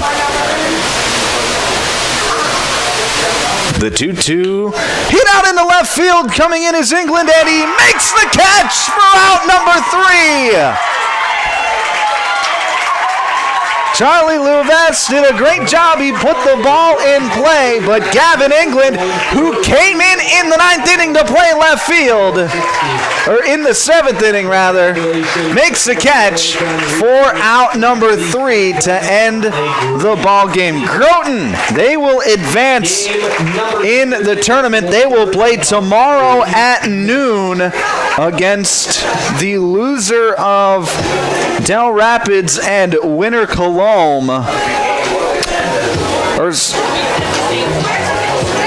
Of game 10, or loser of So Groton moves on tomorrow. They will play. Sorry, I got my times mixed up. I was looking at the bracket wrong. Groton will play tomorrow, 30 minutes after game 1. And they will play the loser of Parkston and SMFC. So I was looking at the bracket wrong, but either way, Groton will play tomorrow around 2 o'clock-ish in that area. And that game will be on KMSD and B103. Clark Willow Lake, they see their season come to an end after a 4-3 loss to Groton Post 39. All right, we're going to send it back to the studio in between games. The next game between Milbank and Dakota Valley will start in about 30 minutes. We say goodbye to our friends from Power 106.3 and Superstar Country B103. To everybody who was tuning in on those stations, flip it on over to KMSD and you'll have coverage of the state tournament for the rest of the day and the rest of the tournament. But Groton, they will move on and play again tomorrow. Clark Willow Lake, they see their season come to an end. All right, Chad, back to you, dude.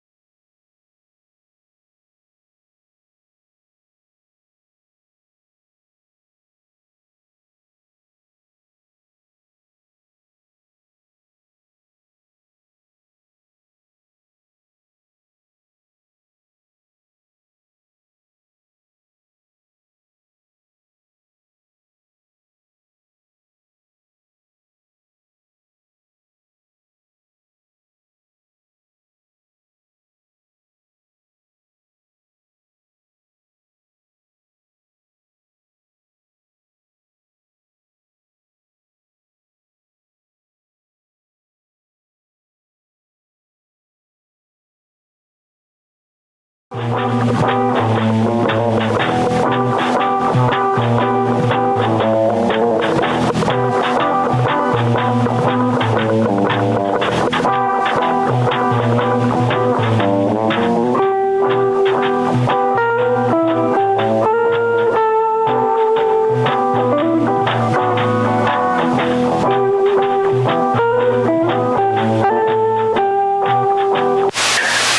Micah.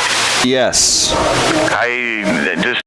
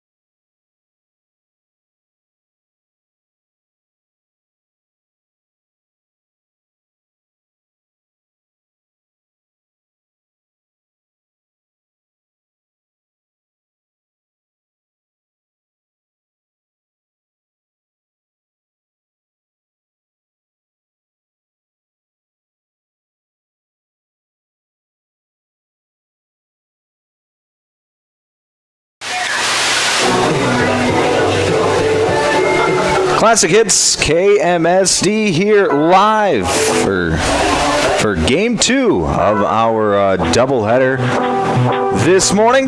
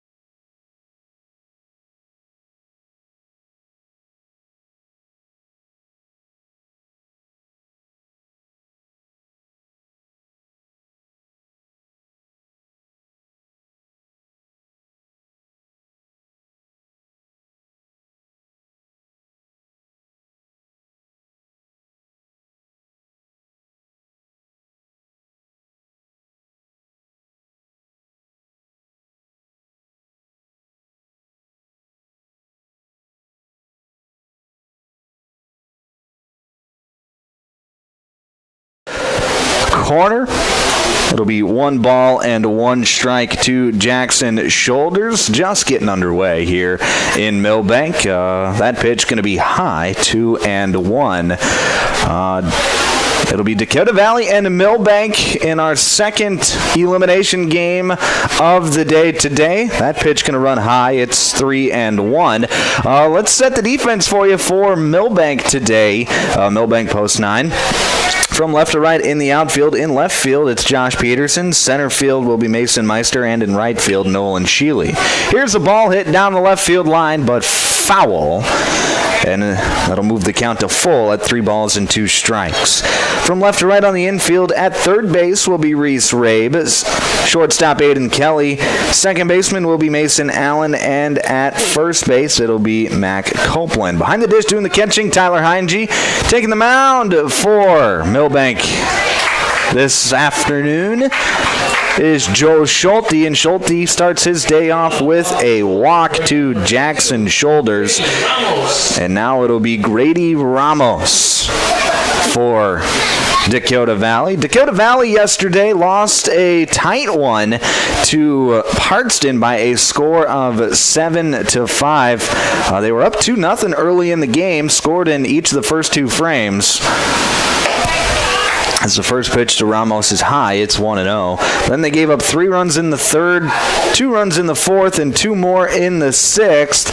Dakota Valley tried to come back. They scored 3 runs in the bottom of the 6th inning, but were unable to score in the 7th and were turned away for the loss. Here's a pickoff attempt at first. Back safely is Shoulders. Milbank, they lost to SMFC 8-2 yesterday. Runner takes off. Here's the throw down to second. Not in time. That'll be a stolen base for Shoulders. Pitch was called a strike, so it is 1-1.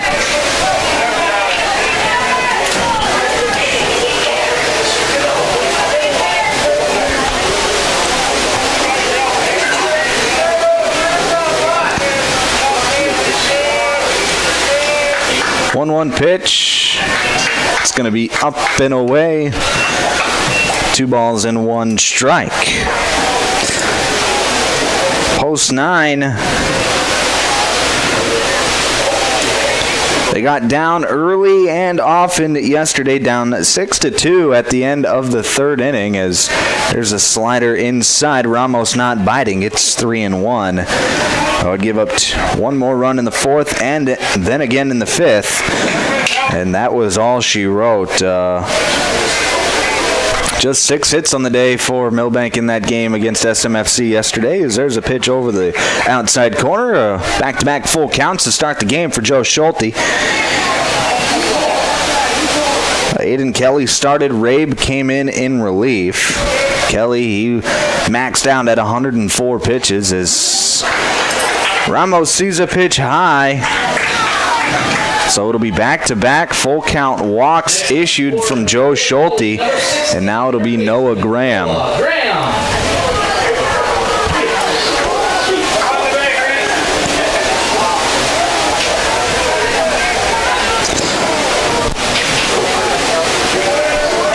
Schulte on the season. Let's take a look at his pitching numbers. Leads the team in innings as here's a pop-up on the infield. That's going to be an infield fly.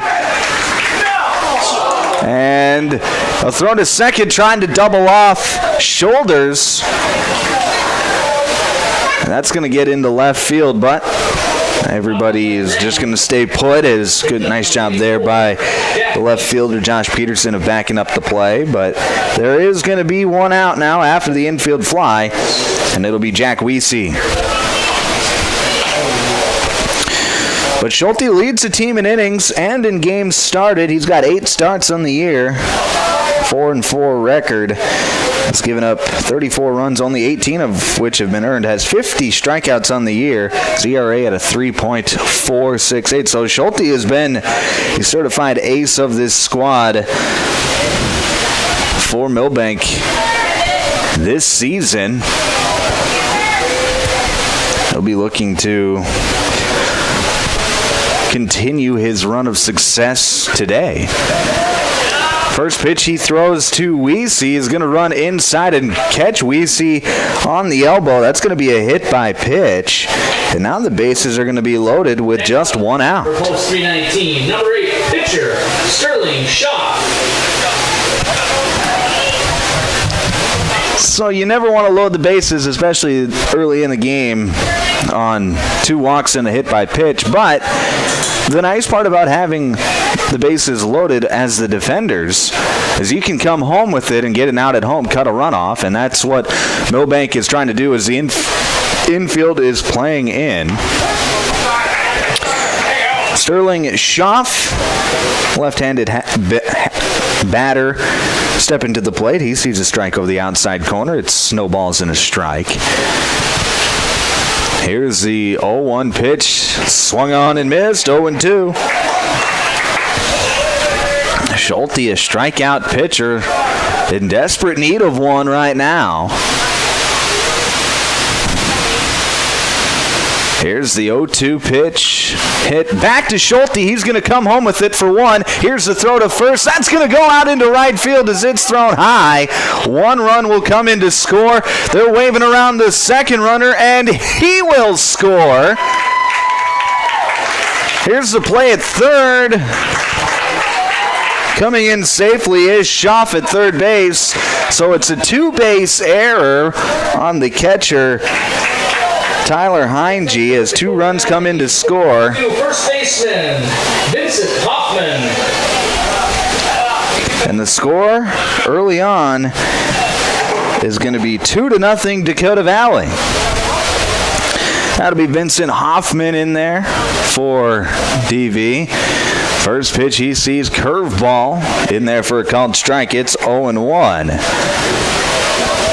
Schulte did a nice job of getting the out at first base, but at home plate rather, and then Heinge, the catcher, just got a little too antsy with it, rushed himself, and threw a wild one out into right field as that pitch is in the dirt. Nice block there from Heinge.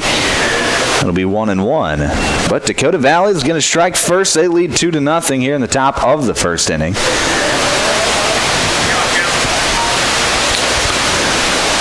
The 1-1 pitch, that's going to be hit to the third baseman. Nice scoop there from Rabe, and he makes a strong throw across the diamond for out number 3. So Dakota Valley is going to score 2 runs on the air. They lead 2-0 as we head to the bottom of the first. We'll take a break. Back in 1 minute here on KMSD. Milbank Legion Post 9 welcomes all teams and fans to the state tournament. Milbank is the birthplace of Legion baseball, and they're honored to be able to host the event at the new ballpark. What started 100 years ago has grown to over 50 states and Canada, with over 3,500 teams participating. American Legion Baseball, giving players an opportunity to develop their skills, personal fitness, leadership qualities, and have more fun. play ball. Lewis Family Drug is your one-stop location. In addition to quality prescription and non-prescription drugs with free delivery, Lewis has a huge selection of everyday basics and name brands and specialty items, always at affordable prices. They carry seasonal items, fabrics, crafts, and groceries. Shopping at your local Lewis Drug is more simple and more rewarding than ever. Download the Lewis mobile app to add on-the-go convenience to your errands. Lewis Family Drug. Everyday savings close to home.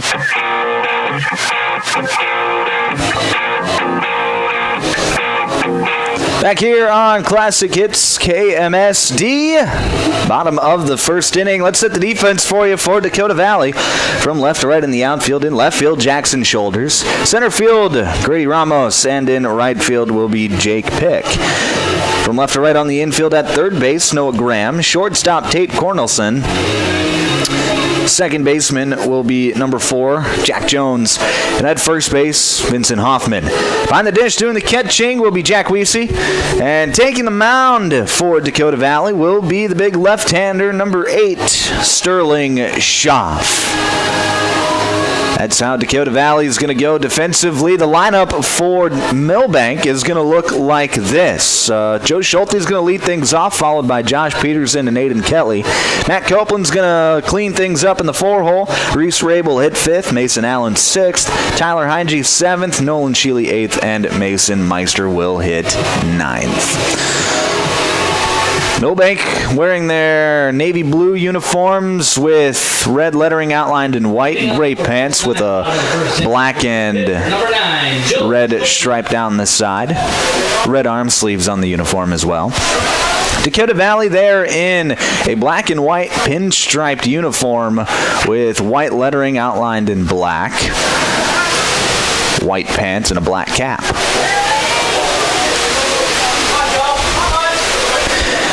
It'll be Joe Schulte, a little lefty-on-lefty action to start off the bottom half of the first inning. First pitch, fastball on the outside corner, called a strike. It's 0-1.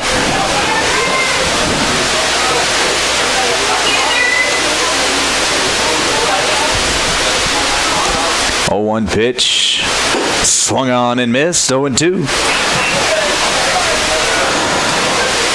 Yesterday for Dakota Valley, they threw 3 pitchers out there.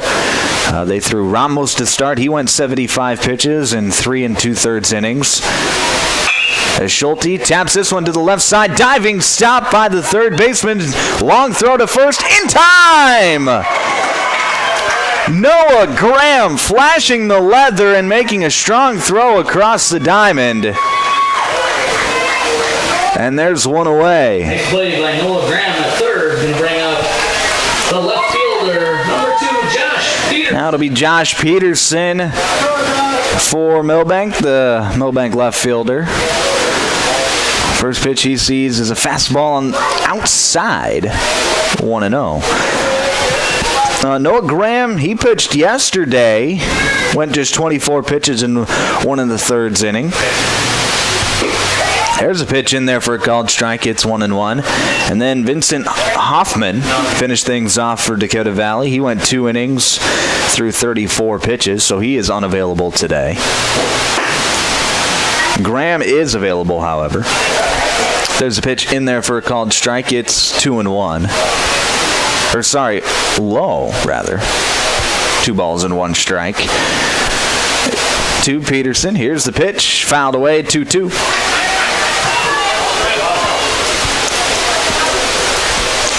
Things starting to warm up a bit as we move into the afternoon here in Milbank. 72 degrees. High is only around 74 today, so it's not going to get real warm. And we're going to have an overcast sky the whole day today, so really a beautiful day for baseball as Peterson hits one down the left field line, base hit. He's going to round the bag at first, and he's going to stay right there as the left fielder, Jackson Shoulders, gets to it quickly. But it is a base hit for Milbank. They've got a runner aboard with just 1 away. Aiden Kelly. Now it'll be Aiden Kelly for Milbank.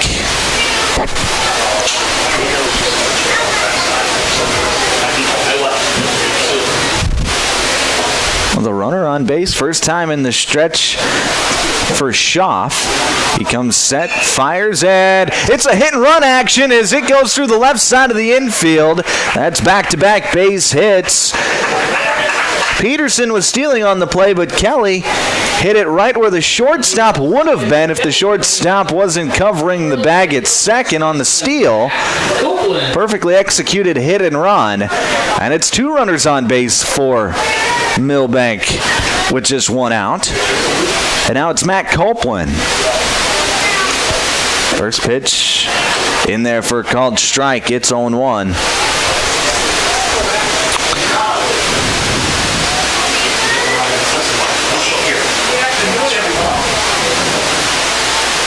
Pitch outside, 1-1. And Schaff, he's got kind of a funky delivery. The left-hander, he has a big leg kick, and he kind of hunches down and whips his arm across his body. It is funky, but it's deceptive, and I can see where he has some success with that motion, especially if he's in the strike zone. That pitch is going to be outside. It'll be 2 balls and 1 strike to Matt Copeland. That pitch catches the corner. It'll be 2-2.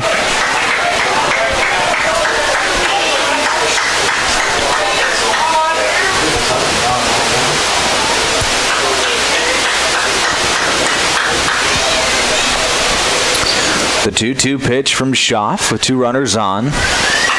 Copeland's going to foul it away. So we'll do 2-2 again.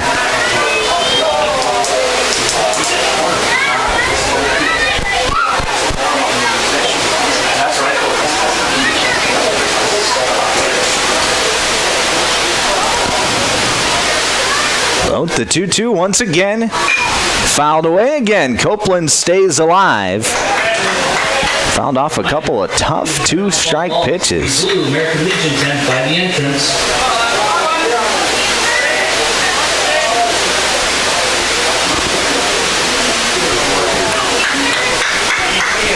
Two again. There's a big slider that goes outside. It'll be 3-2 now. And when you you foul off a couple of tough 2-strike pitches and you get an easy take, that kind of puts a little bit of a weight off the hitter's shoulders. Now Copeland with the 3-2, trying to put something in play. Here's the pitch, back up the middle, and a stabbing catch by the second baseman, Jack Jones, and he touches the bag at second for the double play. So it's an L4 unassisted double play. We head to the second inning. Dakota Valley still out in front, 2-0. We'll break back in a minute here on KMSD. Looking to sell your home or lake place? First Choice Real Estate is here to help. Whether you're upsizing, downsizing, or simply looking for a fresh start, they want your listing. Their experienced team of agents are ready to go to work for you with proven marketing strategies and a local touch and the local knowledge you can trust. Contact First Choice Real Estate in Milbank today to list your property. Make First Choice Real Estate your first choice. Online at millbanksbest.com. Roy's Sports Shop in Watertown welcomes all teams and fans to town for the Legion Tournament. Roy's has been the sporting goods leader in this area for over 55 years. Uniforms, sports equipment for baseball, softball, hockey, and more. Plus, clothing and footwear, too. Get in the game. Get into Roy's Sports Shop on Highway 212 in Watertown, across from Watertown Ford. Shop weekdays 9 to 6, 10 to 3 on Saturday.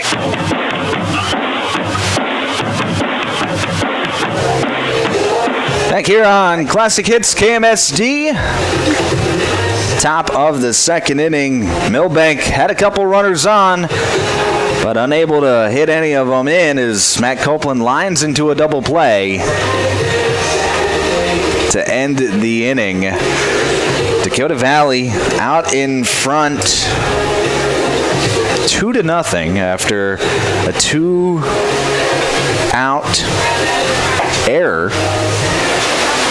Allows 2 runs to score on the top of the first inning. It'll be Tate Cornelson, Hitting off for Dakota Valley. Jake Pick, and Jack Jones. Number 7, Tate Cornelson. The bottom third of the order for Dakota Valley here in the second. Here's Tate Cornelson. First pitch he sees from Joe Schulte is a fastball in the dirt. It's 1-0.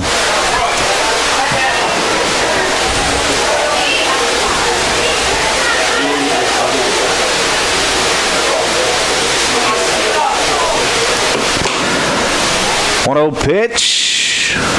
Fastball on the outside corner called a strike. It's 1-1. That's what you're going to see from Schulte. It's not overpowering speed or velocity on his pitches, but he locates, keeps hitters off balance with a curveball. That pitch is low. It's 2-1. Just around the strike zone most of the time. And a lot of times in Legion baseball,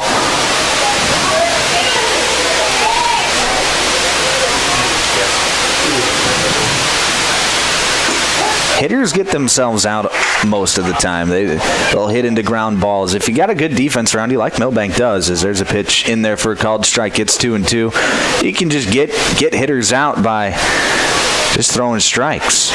There's a pitch in the dirt. It's 3-2. But another full count. Already the third full count for Joe Schulte today, through 1+ innings.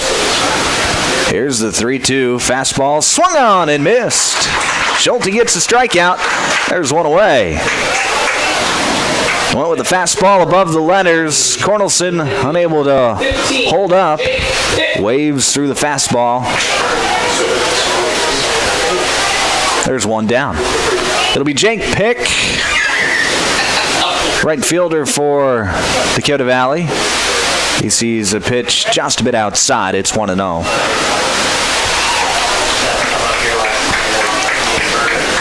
Day 2 of 5 here at the American Legion Class B tournament. There's a fastball high, 2-0. It's the second elimination game of the day today. In our first game, Groton was able to hold off Clark Willow Lake 4-3 to advance to play again tomorrow. Clark Willow Lake, their season is completed after that game. Here's the 3-0 pitch. Fastball on the corner called a strike. It's 3-1. Now both these teams fighting to stay alive as well. Winner will move on to play at noon tomorrow. Loser will see their season come to an end. There's another strike on the outside corner. Another full count now for Joe Schulte.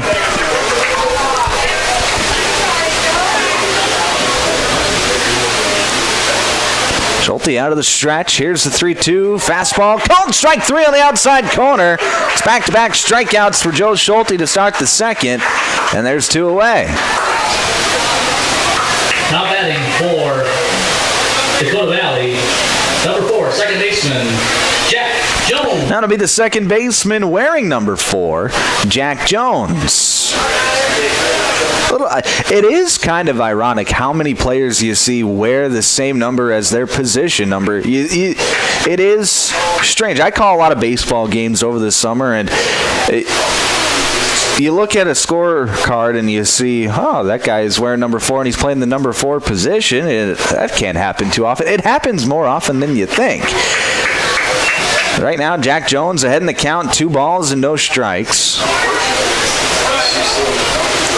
2 down here in the bottom of the second. 2's all over the place. Here's the pitch, fouled straight back, 2-1.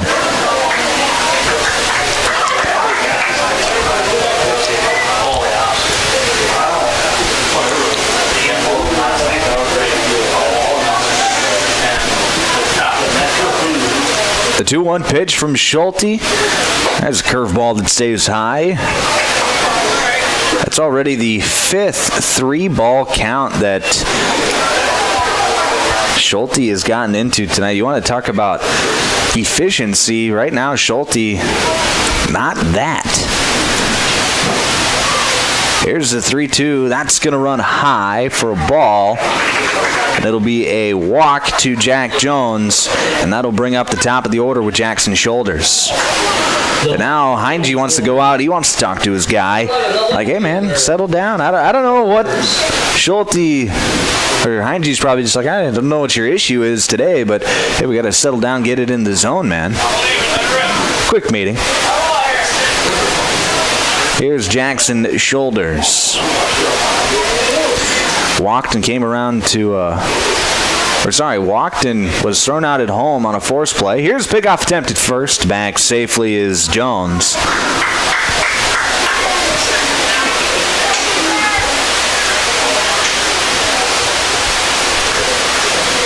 Another pickoff attempt. Jones back again.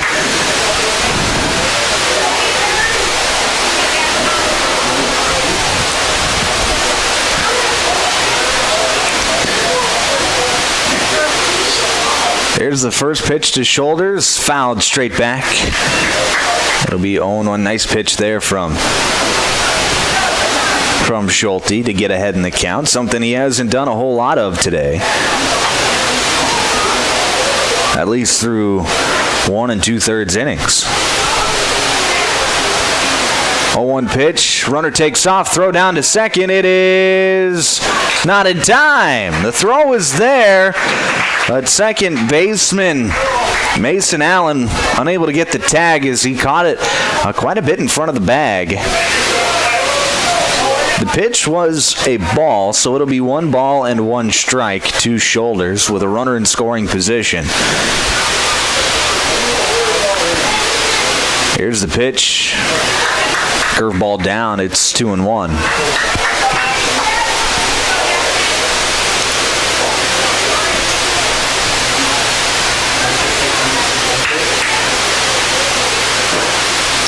Two-one pitch. Gonna run high. Another 3-ball count for Joe Schulte.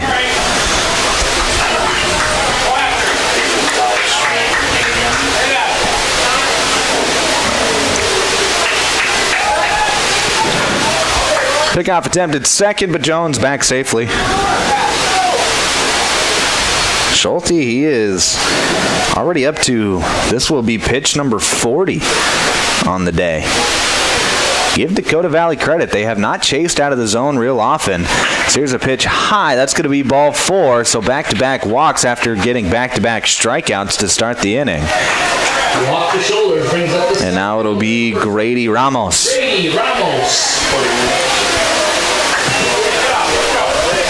Ramos, he drew a walk his first time up. Came around to score. Schulte throws one in the dirt. It's 1-0. He's already up to 41 pitches on the afternoon.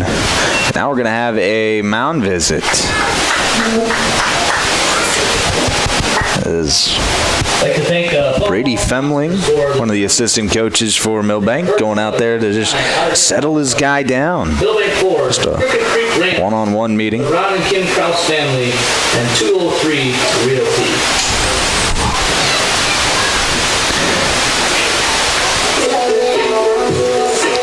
Right now, Schulte, he has gotten to 6 3-ball counts, 4 full counts, and it just hasn't been an efficient day to start off his outing today. We're ready to go. 1-0 pitch to Ramos. Here it is. There's a curveball. Gets it over the plate. It's 1-1. Nice pitch there from Schulte. And, sometimes, hasn't thrown that curveball a whole lot, but the times he has thrown it, it's looked nice. Sometimes you just got to go with your off-speed pitches if your fastball just doesn't have it. Fastball high. It's 2-1. And your secondary pitch can turn into your primary pitch if that's what you're throwing over the plate for strikes, and that's what you're being effective with.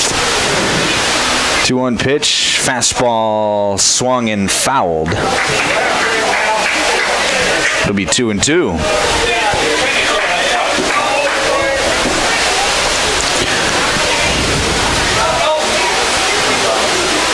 Runners on first and second, 2 down. Here's the 2-2 pitch from Schulte. Curveball, and that one slipped out of his hands. Easy take there for Ramos, and it's 3-2.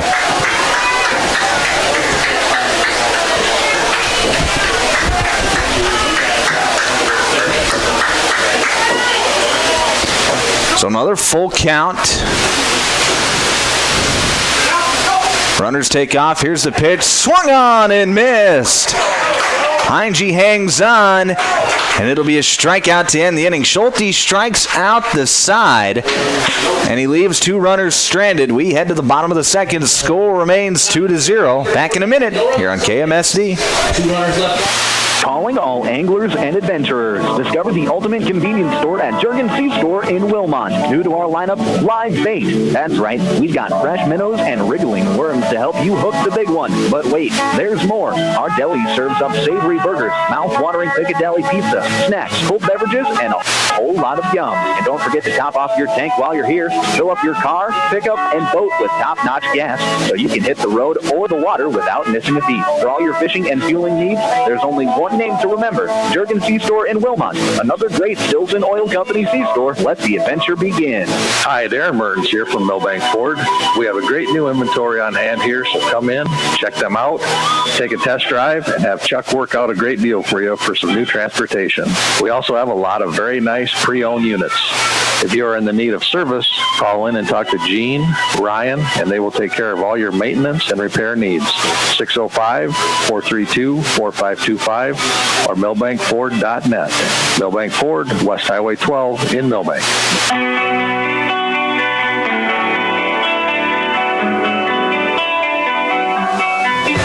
Back here on KMSD here in Milbank.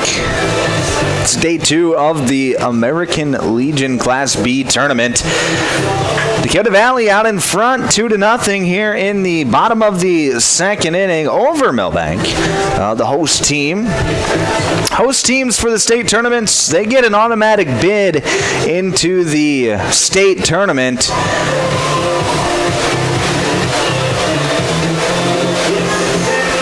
And then the other 7 teams are determined by region champions from the 7 regions across the state. It'll be Reese Rabe to lead things off for Milbank here in the second.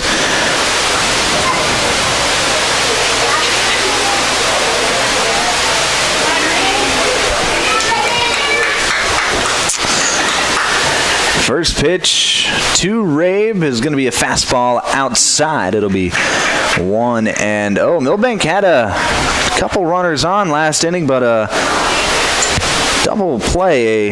Matt Copeland lined into a double play to end the inning as that pitch is outside. It's 2-0 to end the inning and stall out what could have been a Milbank rally. 2-0 pitch inside, 3-0.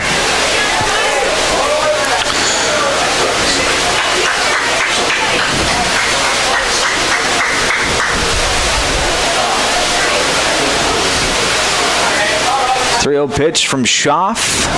Fastball low, and it'll be a 4-pitch walk to Reese Rabe to start off the inning. Rabe will bring up the second baseman, number 3, Mason Allen. That'll be Mason Allen.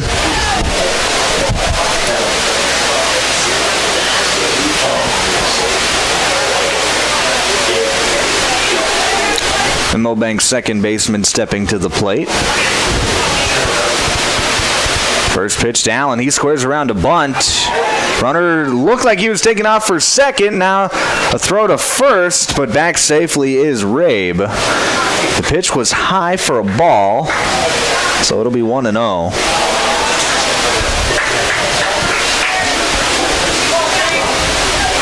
Good awareness there from Rabe to get back to the bag. Here's pickoff attempt at first now.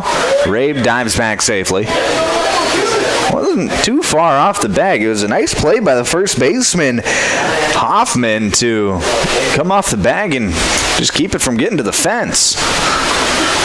1-0 pitch, Allen squares around to bunt, and he bunts it straight back and foul, so it'll be 1-1. All right, now Milbank wanting to play a little small ball.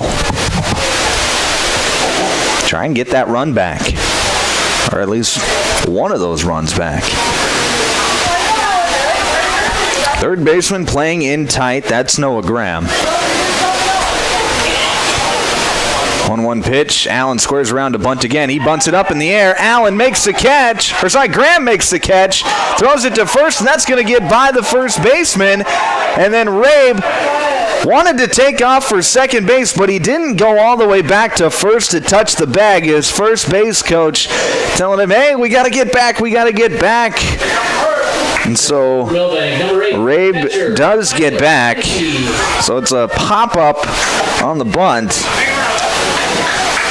for out number 1, and now it'll be Tyler Heinge. So just a funky way of saying we just got one out, and it's a pop-up on the pop-up. Here's Tyler Heinge now.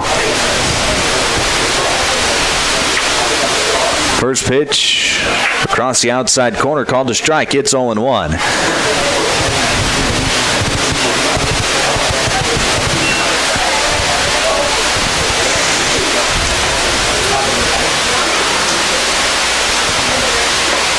That pitch in the dirt. Nice block there by Weesey. But it's 1-1. Really nice block by Weesey on a pitch in the dirt.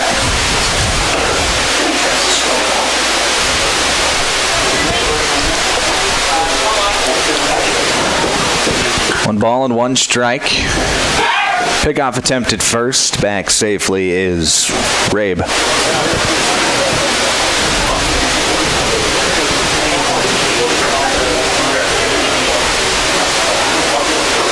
One pitch, fastball across the letters, called a strike. It's 1-2.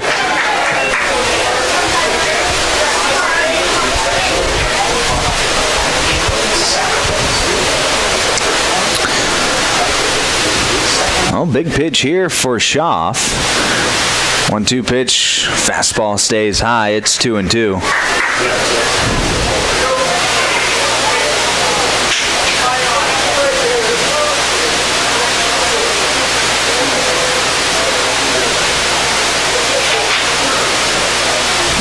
Fastball outside, 3-2.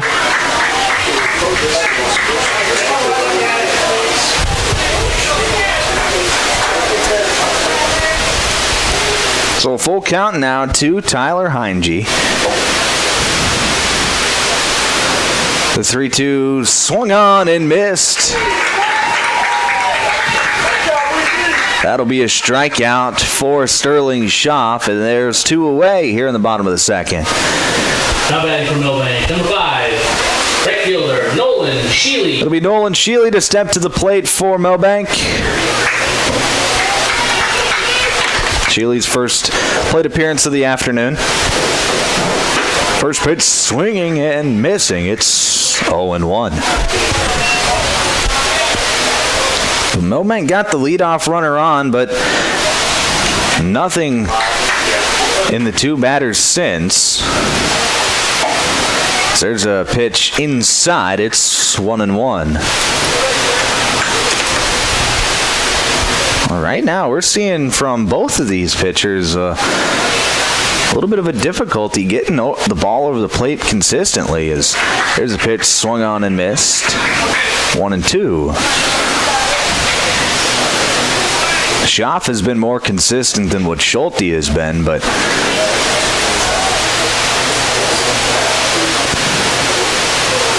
here's the ball hit down the line, but foul.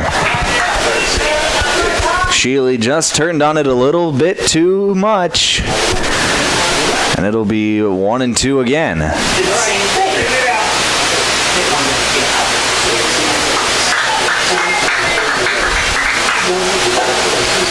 Here's a 1-2 pitch. Fastball popped up on the infield. Calling everybody off is the first baseman, Vincent Hoffman, and he makes a catch behind the mound for out number 3. So we head to the third. Score remains 2-0 Dakota Valley over Milbank. We'll break back in 1 minute here on KMSD. Milbank in the bottom of the second inning. No run. Step up to the plate with farm equipment you can count on. From Harry Implement in Bernie, your hometown Case IH and Massey Ferguson dealer, delivering a lineup of tractors, combines, and hay equipment that hits it out of the park. Need parts? Service?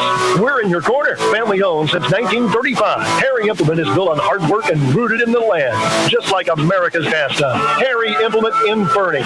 Sales, service, and parts that cover all the bases. Harry Implement, proud to support the Groton Legion Post 39 baseball team at the state tournament. Here's where the good ideas come from. Street Graphics, Main Street, Milbank. Working with local schools to provide ideas and solutions for fundraising. They can customize a design just for you. T-shirts, trophies, banners, buttons, contract printing. They do it all. They work in quantities from 1 to 5,000. Printing and promotions, they print on anything but paper. See them at streetgraphics.com. That's graphics with an EX.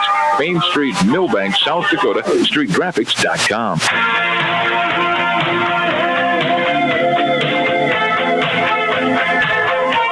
Back here on Classic Hits, KMSD, 95.1 FM, 1510 AM, KMSD, Milbank. See, top of the third inning. Due up for Dakota Valley. It'll be Noah Graham, Jack Weesey, and Sterling Shaw. Batting for Dakota Valley, number 16, third baseman Noah Graham. Noah Graham, he hit into an infield fly his first time up. See what he can do here in his second at-bat. First pitch from Schulte. That's in the dirt. 1-0. And right now, Joe Schulte, to start this game, just hasn't been around the plate consistently enough. He's only given up the 2 runs, and it's on in the air. They're both unearned runs, so he's been effective. He's gotten outs when he's been inside of the zone, but his pitch count is really hurting right now. As here's a pitch high. It's 2-0. As he's up to 49 pitches through 2+ innings already. You're only allowed 105 in a day, so just keep that in mind. So there's a pitch high. It's 3-0.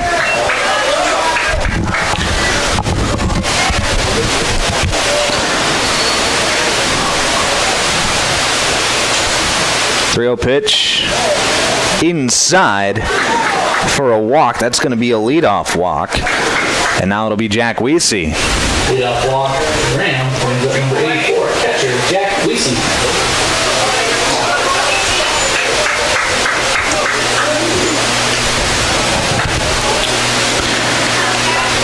Weesey was hit by the pitch his first time up. Came around to score one of the 2 Dakota Valley runs in the first. First pitch off the plate. It's 1-0. But right now, the Dakota Valley hitters, I give them credit. They're doing a nice job of staying patient, but Schulte hasn't given them a reason to swing the bat.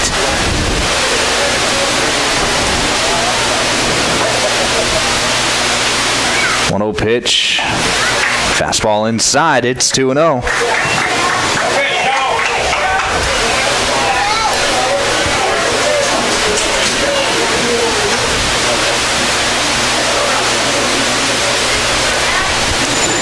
Graham with a respectable lead out at first.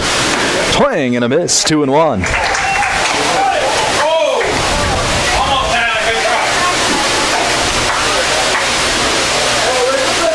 2 balls and a strike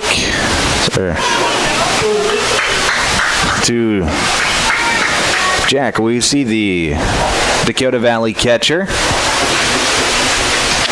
Big off attempt at first. Back safely is Graham.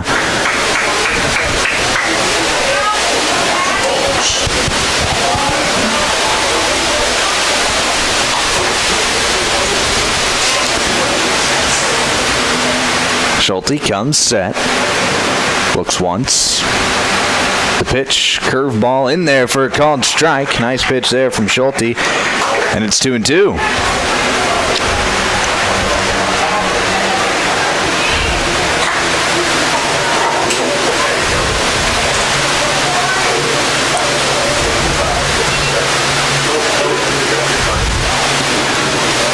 The 2-2 pitch from Schulte.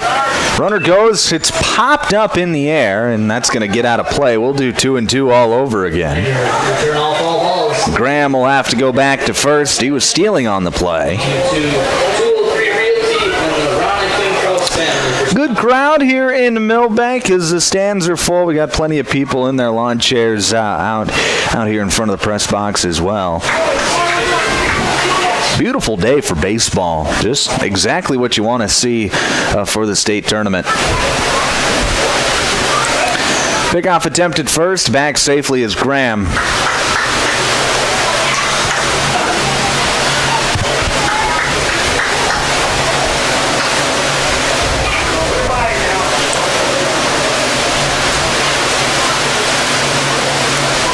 Runner goes again. Here's the pitch. High. Throw down to second. Doesn't matter as it's a walk. Jack Weesey took off as if it was ball 4. But it was only ball 3, so that gets it to a full count. Graham was able to steal the bag safely at second.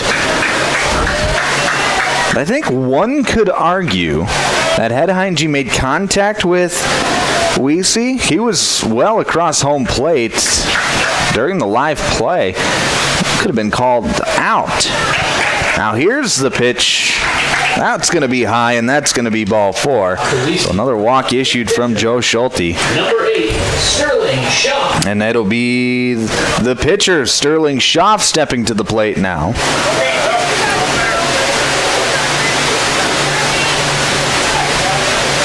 As Schulte has issued 6 walks through 2+ innings, 3 strikeouts. He's up to 58 pitches. Runners take off. Here's the pitch in there for a called strike. Throw to third. Not in time. Dakota Valley executes a double steal. So it's 2 runners in scoring position now for Sterling Schaff.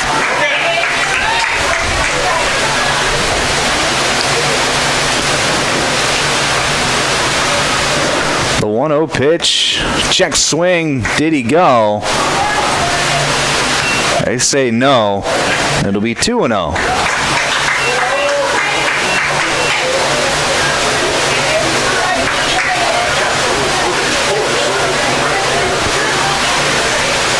So 2 runners in scoring position for Dakota Valley. Here's a pitch in the dirt, blocked, and scoreboard reads 2-1, so we'll go off of that. It's 2 balls and 1 strike.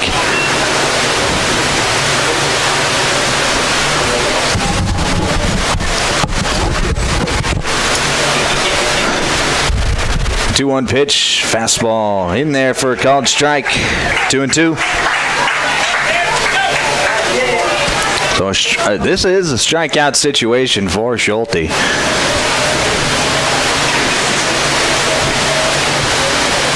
Two fastball inside. It's 3-2.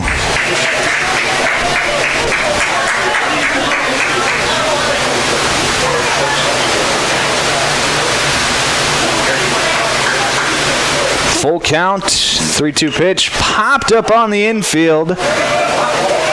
Heinge behind home plate in foul ground makes the catch. Nice play there from Tyler Heinge. Shot falls out to the pitcher for out number 1. Bring up the first base. And now it'll be Vincent Hoffman for Dakota Valley. That ball was hit sky high, straight up into the air. And almost, those are just one of those impossible plays for catchers, but Heinge made it look easy. And the first pitch to Hoffman is in there for a called strike. It's 0-1. So an unproductive out from Dakota Valley. That's exactly what Schulte needed. As here's a tapper. That hit Hoffman in the box. So it'll be 0-2. So now a strikeout situation for Schulte still. Finds himself way ahead in the count, but with his pitch count the way that it is, you got to go right after these hitters.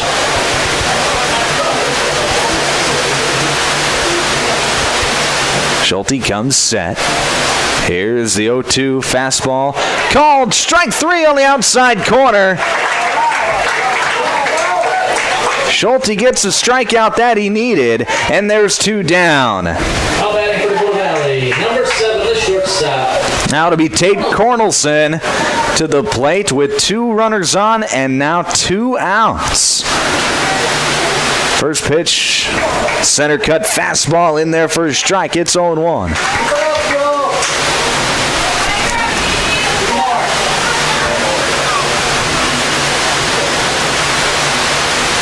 That fastball runs high, 1-1.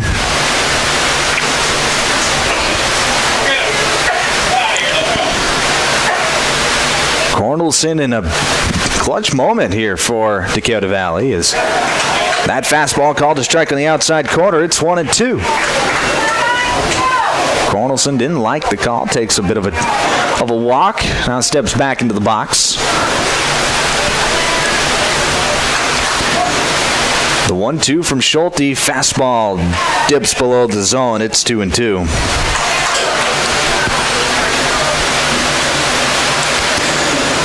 Still 2 runners in scoring position for Cornelson. 2-2, fastball outside. It'll be 3-2.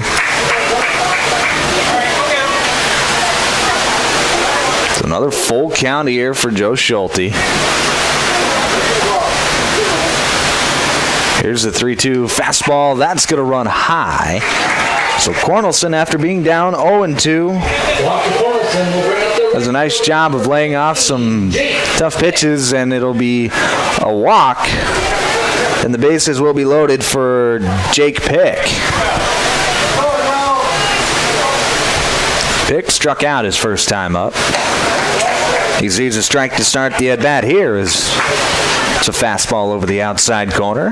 0-1.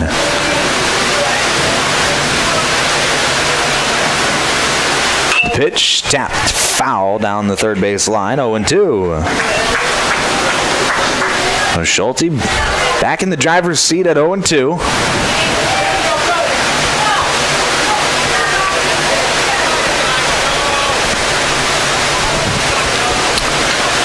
Jake Pick looking to come in clutch for his Dakota Valley team. Here's the 0-2 pitch. Fastball called strike 3 on the outside corner. Joe Schulte with another strikeout ends the inning and leaves the bases loaded without any harm. We head to the bottom of the third. Score remains 2-0. We'll take a break. Back in a minute here on KMSD. Dreaming of a getaway? Escape to Schmidt's Landing on beautiful Big Stone Lake. Whether you're casting for walleyes, hurt your bass, or just enjoying the stunning views, Schmidt's Landing has something for everyone. Relax in comfortable lakeside suites, or set up your camper or tent for a long weekend. How about spending this summer at your seasonal RV spot? There are also boat and pontoon rentals, plus a fully stocked C-store with bait and license. Discover a family adventure or a peaceful retreat at Schmidt's Landing. Visit schmidtslanding.com and like them on Facebook.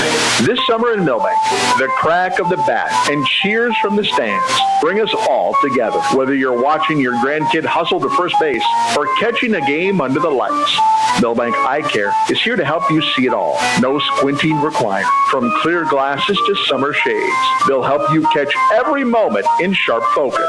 Swing by to make an appointment for a checkup. Milbank Eye Care. Clear vision, community pride, and baseball memories made sharp.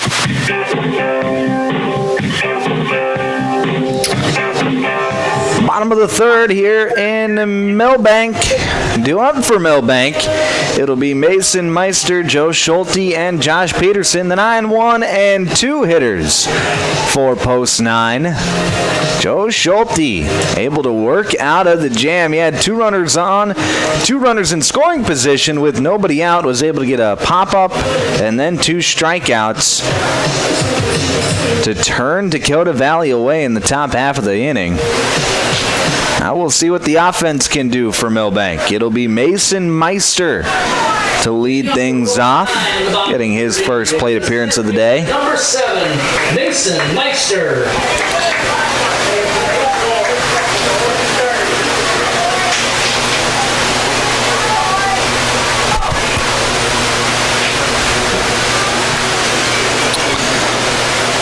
Still out there is Sterling Schaff for Dakota Valley. First pitch to Meister, fastball outside, it's 1-0.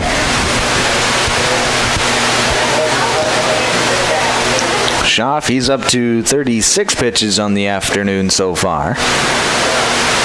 That pitch runs in, it's 2-0. This just game 2 of our 4-game quadruple header, or I guess you could call it, as there's a swing and a miss. It's 2-1. After this game, we'll have a bit of a break, and then we'll come back for the evening session at 4 o'clock. As that pitch runs low, it's 3-1. That game at 4 o'clock will feature Del Rapids and Winter Colomb, as Meister draws the walk. That'll bring up the top of the order with Joe Schulte. And actually, we're going to have a mound visit. The top of the order, number 9, pitcher, Joe Schulte. They're going to have a mound visit, and we'll see if we'll have a pitching change or not. And he calls out to the right fielder. We will have a pitching change. So we'll take a break. We'll tell you who the pitcher is after that break. We'll be back in just 1 minute here on KMSD. When Mother Nature turns up the temperature, we all feel the heat. It can add stress to almost everything, including the energy resources we rely on. Otter Tail Power Company reminds you there are easy ways to help. Use only necessary lights and turn them off when you leave a room. Turn your AC thermostat up a few degrees. And use window coverings to block the heat of the sun during the day. Visit otpco.com/tips for more ideas on how to stay cool. Together, we can all make a difference to help beat the heat. Looking for your next ride? Our Motors in Aberdeen is now offering 0% financing for qualified buyers on select Nissan Rogues, Pathfinders, and Muranos. Plus, don't miss great deals on Toyota Tacomas and Tundras. They're the home of the lifetime warranty, so you can drive with confidence for miles to come. Stop in and see Barry Keith at Our Motors, just across from the airport in Aberdeen, or call 605-725-8624. Proud to support the Groton Legion Post number 39 baseball team. Good luck in the region tournament.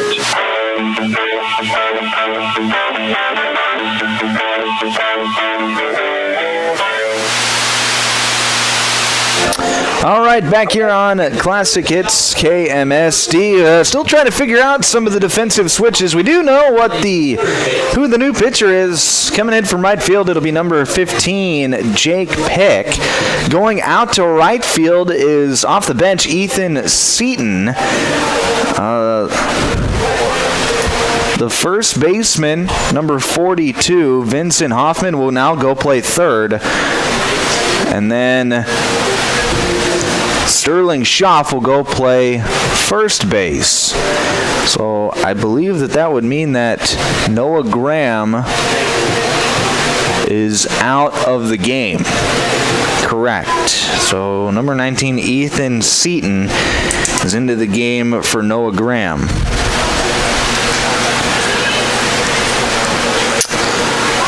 But the new pitcher for Dakota Valley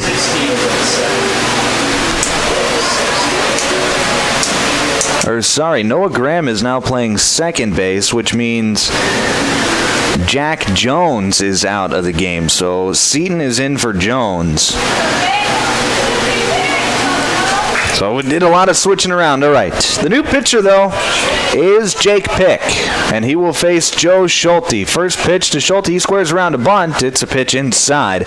1-0. So, all right, let's go through those defensive changes again. Playing third base now is number 42, Vincent Hoffman. At second base will be Noah Graham. Out in right field is Ethan Seaton, and then Sterling Schaff will play first base. Schulte bunts one foul, so it'll be 1-1 strike. And right now Hoffman playing very in on the infield grass, trying to play for that bunt. 1-1. Here's the pitch in the dirt, and that's going to get away. Mason Meister is going to get over to second base, and it'll be a 2-1 count now to Joe Schulte. And I'd imagine that Schulte is going to get to swing away now with a runner in scoring position, unless they want to bunt to get him over to third. But down 2-0.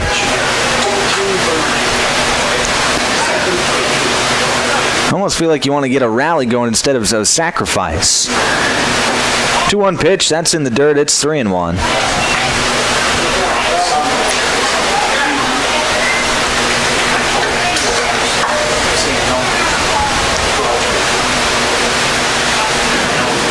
We got 3 games tomorrow, 2 games on Monday, and then 1, possibly 2 games on Tuesday as well. As here's another pitch in the dirt.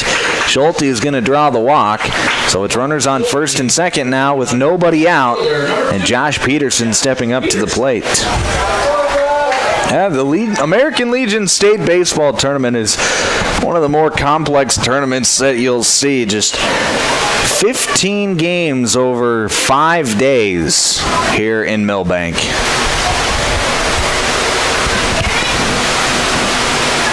First pitch to Peterson. He squares around to bunt. He gets it down, but foul. And it'll be 0-1. And right now, Milbank wanting to play the small ball game.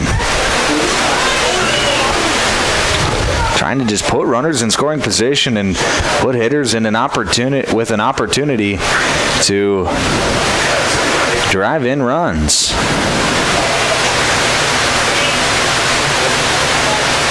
Peterson squares around again. Here's a pitch across the inside corner called a strike. It's 0-2. So now Peterson's got to swing away. And that's the thing about bunting is you're down to 0-2 and you really haven't seen any pitches because you've been up there trying to bunt. 0-2 pitch in the dirt. Nice block there from Weesey. That's 1-2.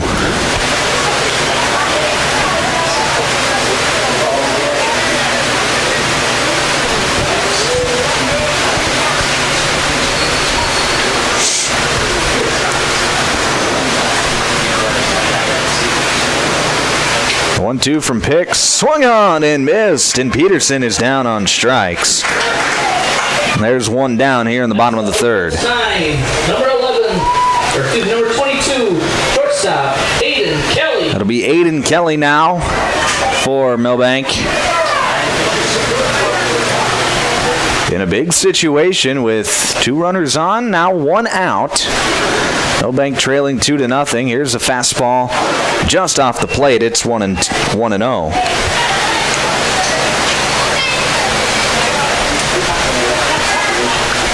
It's been a tight zone today in this game. Not much off the corners for either pitcher. Fastball swung on and missed. 1-1. So pair a tighter zone with the fact that pitchers have been kind of wild a bit today too, which could play into the factor of why it's such a tight zone. That pitch is outside. It's 2-1. And you get a lot of pitches thrown. And in the state tournament, especially coming in through the elimination bracket, you want to save as much pitching as you can. Here's a 2-1 fastball called a strike on the outside corner. It's 2-2.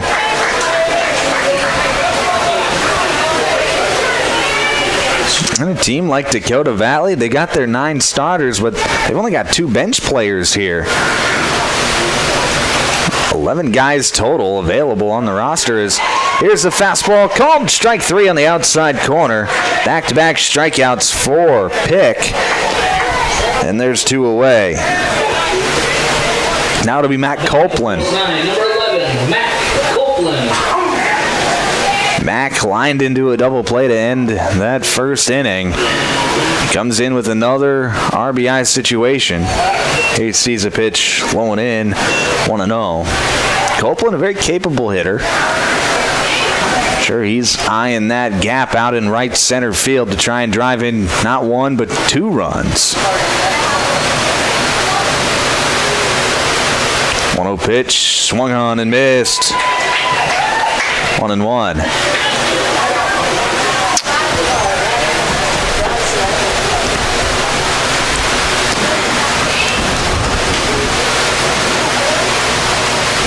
There's the 1-1 in the dirt, 2-1.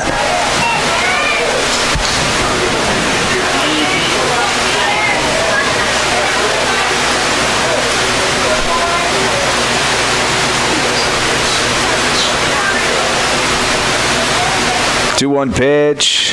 There's a high drive out into right field.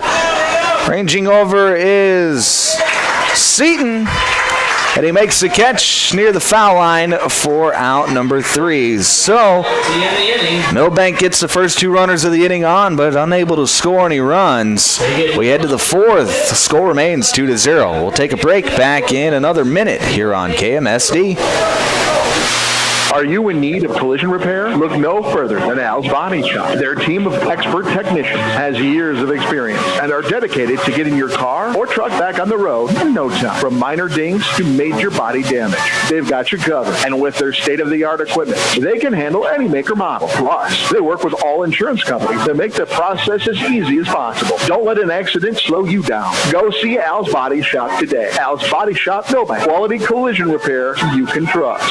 Dairy Queen in Ortonville is your locally owned and operated DQ, serving the Big Stone Lake area and beyond. Beat the summer heat with one of their cool treats like the famous Blizzard, Peanut Buster Parfait, hand-dipped cones, sundaes, and more. If you're looking for the best meal deal around $7, the DQ deal meal cannot be beat. Choose from a cheeseburger or chicken strips, fries, beverage, and a sundae for only $7. Make the sundae a Blizzard for just $2 more. Hot eats, cool treats at Dairy Queen in Ortonville. Open 10 a.m. to 10 p.m. daily.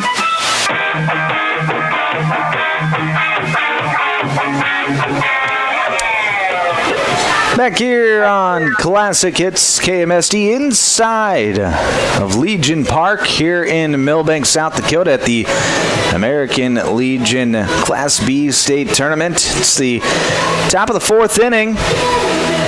Due up for Dakota Valley, it'll be Ethan Seaton. And then the top of the order, Jackson Shoulders and Grady Ramos. Seaton will see his first plate appearance of the day. He just substituted into the game into right field in the bottom of the 3rd inning. So we'll see what Seaton can do. Joe Schulte still out there for Milbank. At this point in the game, you just want to see how many outs he can get. There's a strike over the outside corner. It's 0-1. It starts with throwing strikes. You got to be able to get the ball over the plate, get hitters to be aggressive in the game. But so far, neither team has been real aggressive up at the plate. As there's another strike on the outside corner. It's 0-2. We've seen a lot of walks, a couple of hit batsmen as well. 0-2 pitch from Schulte, curveball, fouled straight back. We'll do 0-2 again.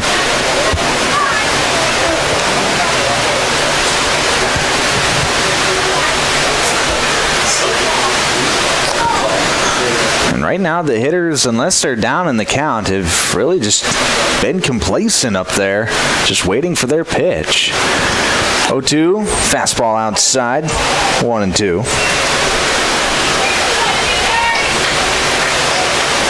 Which I guess is a sign of a smart offensive team. You gotta be aggressive when you can, not just to be aggressive's sake, because there's another fastball outside. It's 2-2. Baseball's a game where you got to pick your spots. 2-2 pitch, swung on and missed. Another strikeout for Joe Schulte, his 6th of the day, and there's one away. Joe Schulte's got 7 walks and 6 strikeouts today. That just reminds me of the movie Bull Durham as Jackson Shoulders steps into the plate. Squares around to bunt, gets it down.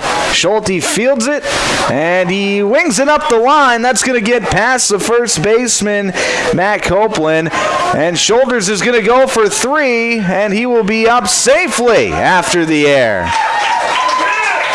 Well, there's a lot of room between the base and the fence here at Legion Park. And It got all the way to the fence. Copeland had to run a long ways, and that means that Jackson Shoulders could keep running. So score that in E1. And it'll be Jackson Shoulders leading off of third base for Grady Ramos. Ramos, first pitch swinging, fouls it straight back. It's 0-1. That call ball sponsored by Birch Miller Post 9. Please return it to the Blue Legion tents by the entrance.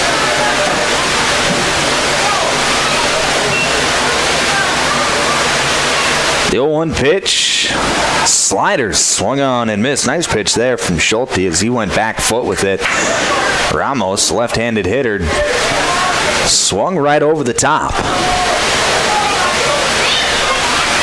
No balls and 2 strikes. Schulte comes set.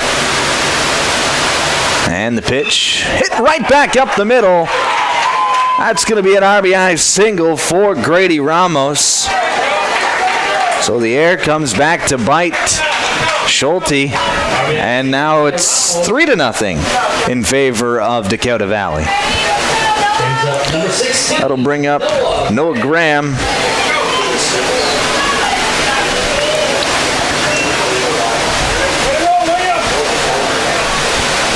Graham 0 for 1 with a walk. Runner takes off from first. There's a pitch in the dirt, and Ramos is up safely. A 1-0 count now to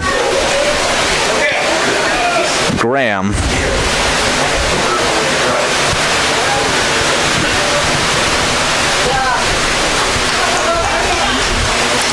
Schulte steps off. Now he's ready to go. The 1-0 swung on and missed. 1-1.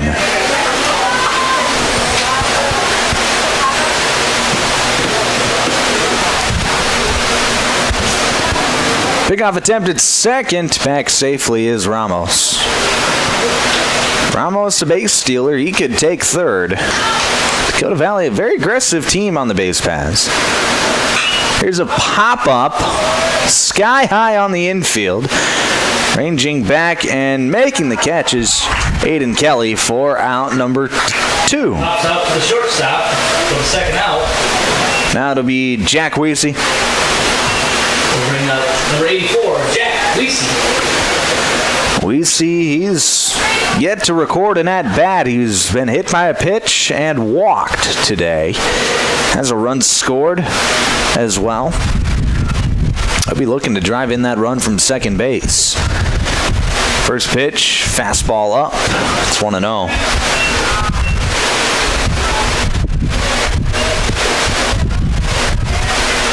Breeze starting to pick up a little bit here in Milbank.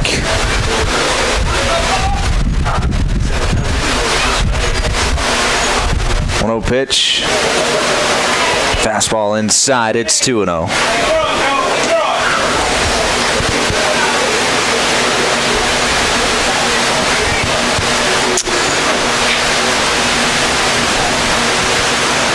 Here's pitch number 90, and it's a throw over to second. They got him picked off, but a throw to third is going to go over the third baseman's head. It was a head-first slide from Ramos, who just broke for third when he realized that he was picked off. And Schulte, he did not have to throw that ball to second. He could have stepped off and just ran towards the runner, and he did not do that. He threw to second, and it wouldn't have mattered. Ramos would have been safe either way, but the throw did go high from the second baseman, Mason Allen. Like I said, Ramos would have been safe either way. Here's a pitch high. It's 3-0 now, and that was pitch number 90 for Joe Schulte here in the fourth inning. There's a pitch in there for a called strike. It's 3-1. You see Ramos is dancing over there at third base.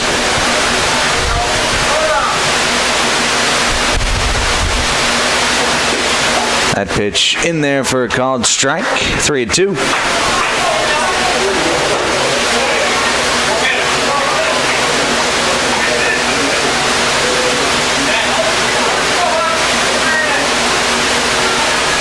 Oh, big pitch here for Schulte. Here's the 3-2 fastball popped up in foul ground, and that's going to get out of play. So we'll do 3-2 again. That foul ball sponsored by Crooked Creek Ranch. Please return it to the blue Legion tents by the entrance.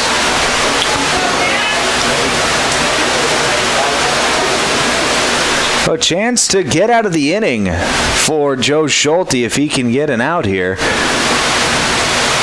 with minimal damage. 1 run already in the inning. Here's the 3-2 fastball driven out into left field, and that's going to fall and get down for a base hit. 1 run will score, and strolling into second with a double is Jack Weesey. It was hard hit out there to left and to Josh Peterson, and Peterson kind of got caught in between. Didn't know if he wanted to go for it or just let it fall, and it got by him after a short hop, and that allowed Weesey to get in for a double.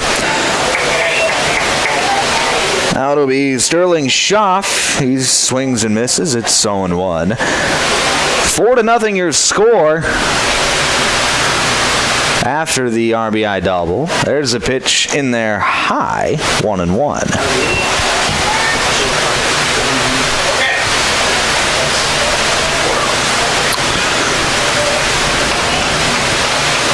The 1-1 in there for a called strike on the outside corner.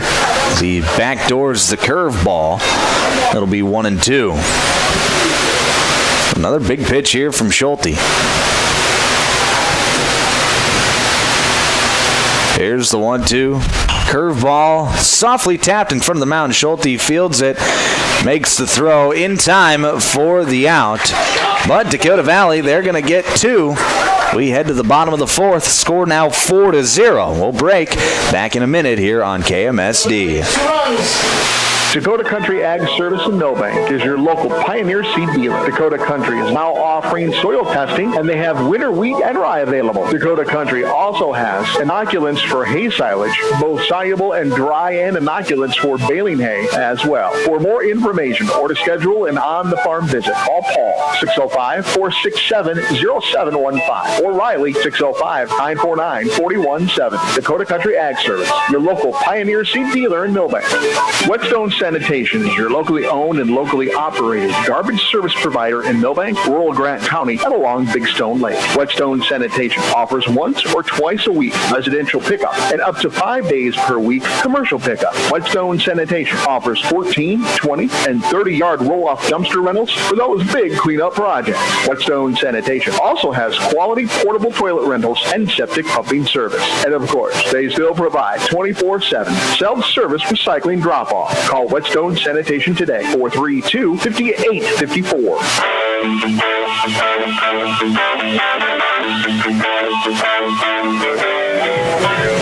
Back here on KMSD, here at the American Legion Class B baseball tournament. I'm Micah Warrington. We are halfway through this game as Dakota Valley leads Milbank 4-0 in the bottom of the 4th inning. Due up for Milbank, it'll be Reese Rabe, Mason Allen, and Tyler Heinge, the 5, 6, and 7 hitters. After this game, we'll have a little bit of a break before our next game starts at 4 o'clock. Leading off the bottom of the 4th inning for Milbank, number 13. Chance for me to go get some food, maybe prop my feet up and take a little bit of a nap in my car. You never know what I'm going to do. I don't know what I'm going to do either. The food thing, though, that is key. Gonna have to get me a burger or something at the concession stands. It'll be Reese Rabe to lead things off. First pitch swinging and missing. It's 0-1.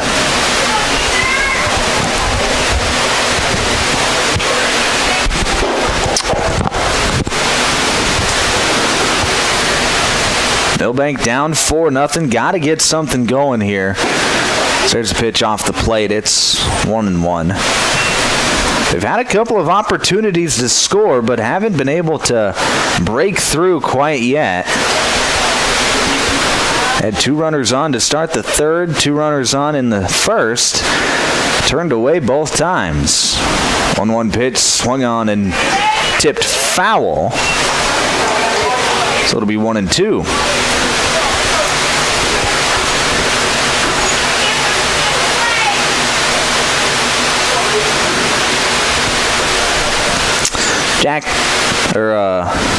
Jake Pick still out there for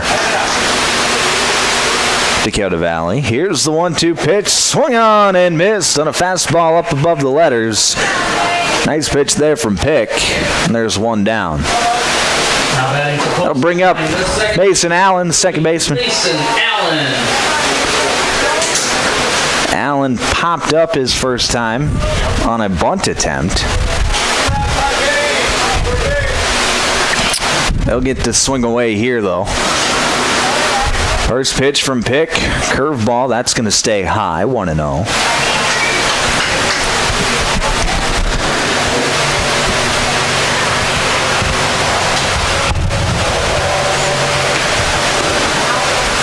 There's the 1-0 pitch. Fastball on the outside corner, called a strike. It's 1-1.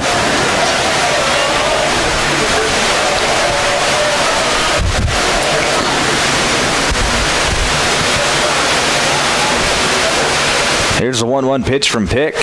Swung on and missed, 1-2. Winner of this game will play tomorrow at noon against the loser of Del Rapids and Winter Colome. Loser says goodbye to the baseball season as there's a pitch high. It's 2-2. We got 2 more games tonight at 4 o'clock and then 30 minutes after that. It'll be Del Rapids versus Winter Colome and then Parkston taking on SMFC in the final game of the day. Here's a pop-up on the infield, ranging back and making the play is the shortstop, Tate Cornelson. There's 2 down. That one pops up to the shortstop. Now it'll be Tyler Heinge. Catcher, number 8, Tyler Heinge.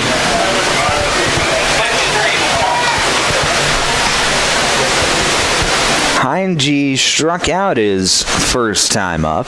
See if he can't get a 2-out rally going this time around for Milbank.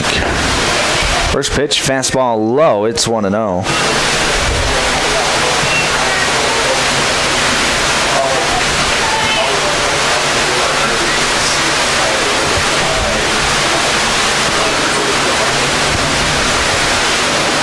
Pitch, fastball on the outside corner, called a strike. It's 1-1. Nice pitch there from Pick.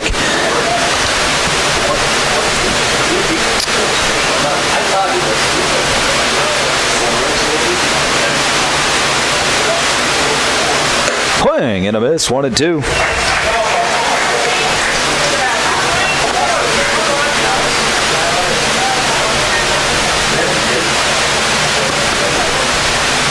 A chance to get out of the inning now for Jake Pick with the strikeout. Here's the 1-2 pitch. Fastball called. Strike 3 on the outside corner.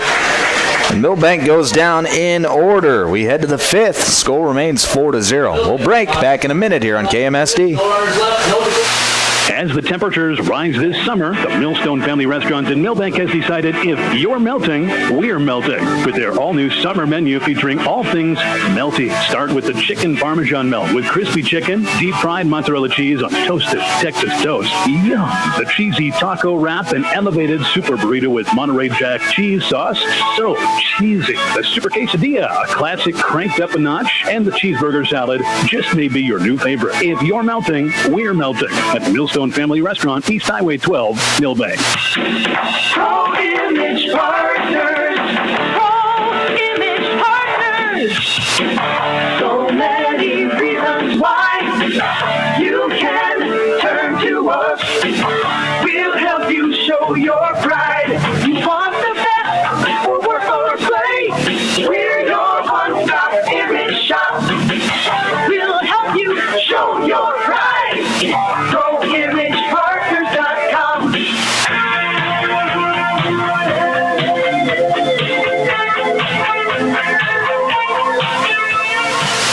Back here on KMSD, we do have a pitching change for Milbank. Now into pitch for post 9 will be number 13, Reese Rabe. Aiden Kelly will move over to third, and Joe Schulte will now be the shortstop for Milbank. So Schulte can close the book on his day through 100 pitches today. 51 of them for strikes, had 7 walks and 6 strikeouts. Gave up just 2 hits, but gave up 4 runs, 2 of which were earned in just 4 innings pitched. He was effective when he was inside of the strike zone. Like I said, only gave up the 2 hits, but really struggled to stay inside of the strike zone with those 7 walks. A couple hit batsmen as well. Just under half of his pitches were balls, which that is not a recipe for success, and it's part of the reason why Milbank is down at 4-0. We'll see what Reese Rabe can do when he comes in, if he can be effective inside of the zone for post 9 here today.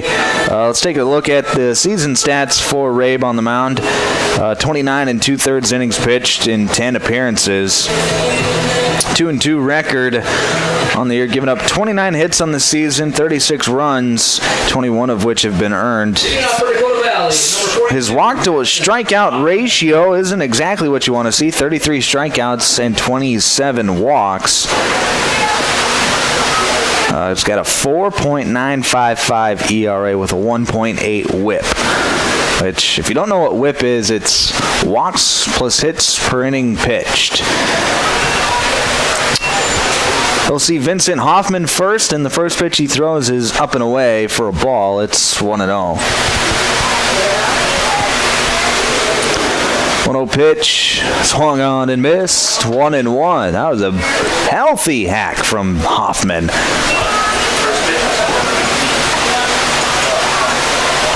But Milbank's season is on the line now, trailing 4-0 as we head into the final 9 outs that they'll have. As there's a pitch low, it's 2-1.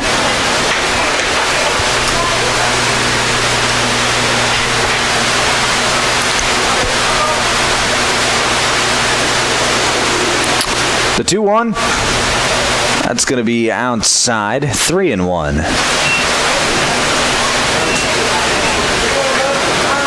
The biggest part of the day, just throwing strikes. That's what we want to see, strikes. 3-1 is the count to Vincent Hoffman. Here's the pitch. Tipped foul. It'll be a full count now. That actually went off of Heinge. I think it might have caught him in the shoulder or something, and umpire goes out and lets Rabe pick which ball he wants to use next and whatnot. So just to give the catcher a bit of time to recuperate. All right, we're ready for action. Here's the 3-2 from Rabe. Fastball swung on and missed, and that's going to be a strikeout for out number 1. That'll bring up Tate Cornelson. Number 7, the shortstop, Tate Cornelson. Cornelson 0 for 1 with a walk today. See what Rabe can do. There's a fastball high. It's 1-0. Rabe's got the second most innings pitched on the team, behind Joe Schulte. Here's a ball lifted foul down the left field line. Evens the count at 1-1.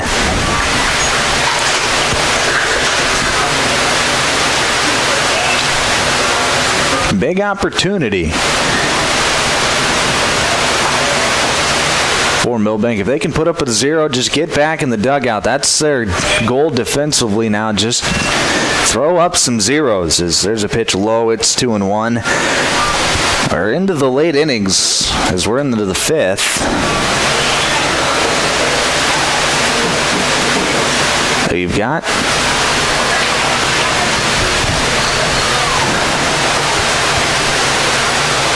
some work to do offensively. The worst thing that could happen is you put more on your plate offensively, as there's a pitch fouled away. It'll be 2-2. Trailing already by four. You don't want it to get out of what I call slam range, which is pretty self-explanatory. Slam range is if you get runners on base and you hit a grand slam, that's worth 4 runs. Here's one slapped out into right field. That'll be a base hit for Tate Cornelson. And Dakota Valley's got a base runner with just 1 away. Next up, number 15, Jake Pick. Now it'll be Jake Pick.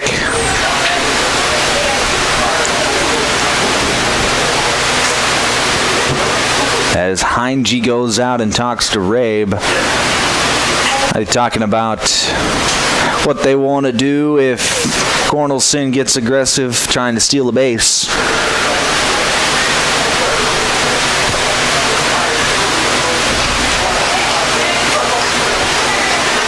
Here's pickoff attempt. Back safely is Cornelson.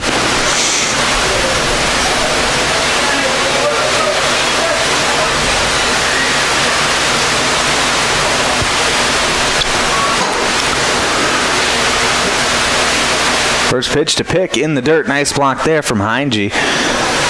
But it's 1-0.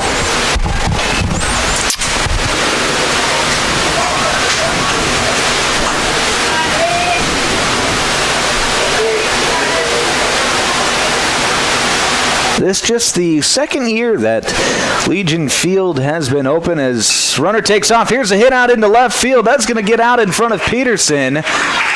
Cornelson rounds the bag hard at second, but decides to stay there. Single by Pick brings up. And it's back-to-back base hits for Dakota Valley, and they've got something cooking here in the 5th. Now it'll be Ethan Seaton to the plate. Seaton 0 for 1 with a strikeout.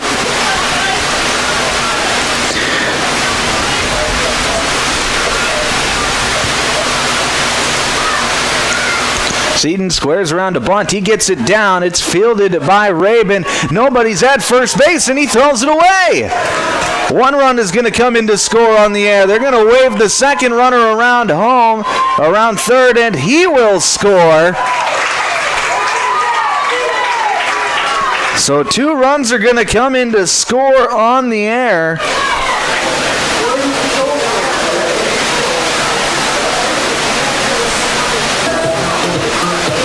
Seaton, he's going to get all the way over to third, and that was just a case of Rave fielded it, and Milbank wasn't quite sure on their bunt coverages.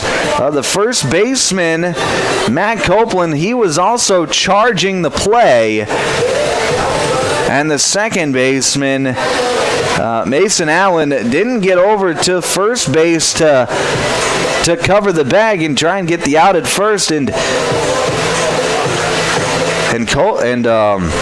Rabe, who was in a hurry, didn't look and see if there was anybody covering the base, and nobody was. He threw it, and now that got all the way to the fence with nobody covering the bag. So 2 runs were able to come in to score, and Seaton was able to get over to third base.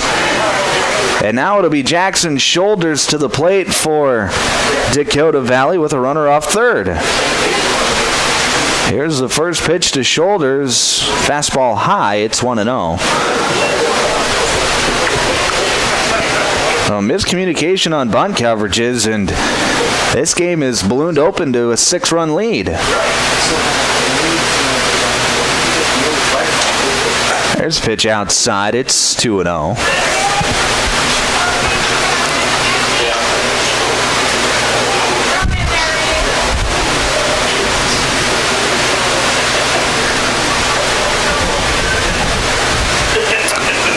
2-0 pitch from Rabe in the dirt, and that's going to get away. Coming home is Seaton, and he will score. So now it's 7-0 in favor of Dakota Valley.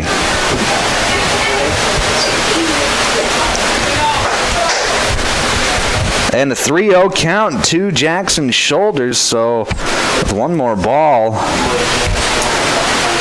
Dakota Valley could be right back in business.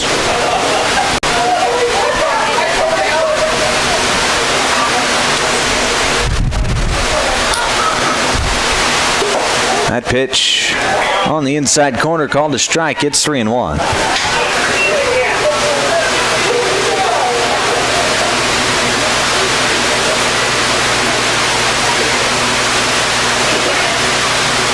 Three-one pitch. Low it in for a ball, and that's going to be a walk to Jackson Shoulders. The third walk that he has issued today. And now it'll be Grady Ramos. Ramos singled and drove in a run and came around to score last inning. He'll be looking to extend it for Dakota Valley here in the fifth. Shoulders takes off. Here's a swing and a drive deep into right field. Back is the right fielder, Sheely, and he makes the catch for out number 2. Ramos slides out to right for the second out. Shoulders retreats back to the bag safely. We'll bring up number 16. And now it'll be Noah Graham. Graham popped up his last time up. 0 for 2 on the day. Did draw a walk in the third. It's the third straight inning that Noah Graham has had an at-bat. Runner takes off. There's a pitch in there for a strike, but coming off the bag, here's the throw down to second was late, but Shoulders didn't slide, and he came off the bag. The tag was applied, and Shoulders is out for out number 3. So Dakota Valley, they strike for 3 more. It's now 7-0 as we head to the bottom of the 5th. We'll break back in 1 minute here on KMSD. 3 rounds on 2 hits.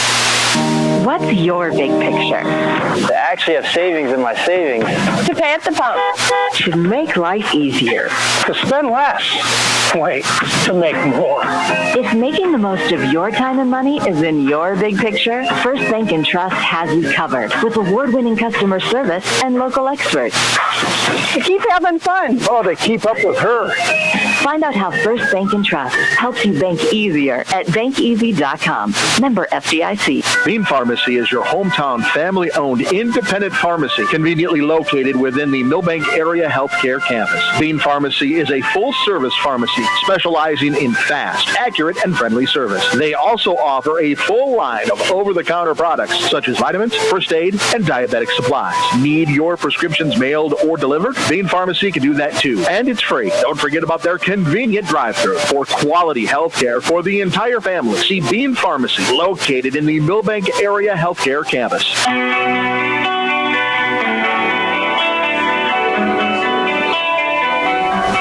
Back here on KMSD inside Legion Park in Milbank at the American Legion Class B tournament. Due up for Milbank here in the bottom of the 5th, it'll be Nolan Sheely, Mason Meister, and Joe Schulte, the 8, 9, and 1 hitters.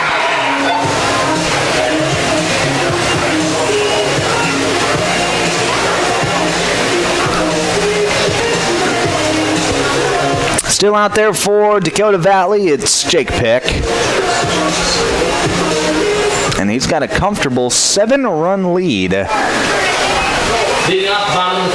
here in the 5th. And now we'll have a pinch hitter as Jace Jonason into the game for Nolan Sheely. First pitch to Jonason in the dirt for a ball. It's 1-0.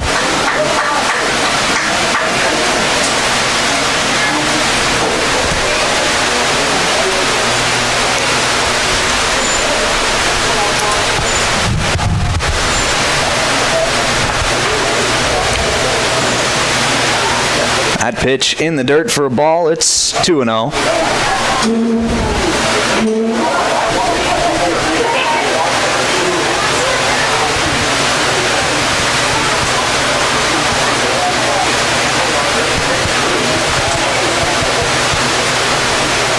Here's the 2-0 pitch from Pick. Fastball swung on and missed, 2-1.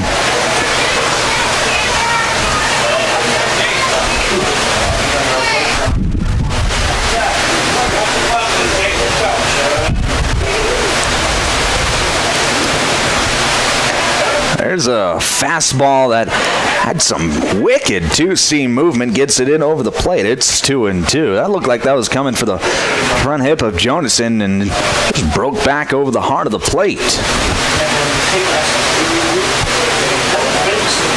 2-2 pitch from Pick. Swung on and missed, and that's strikeout for out number 1.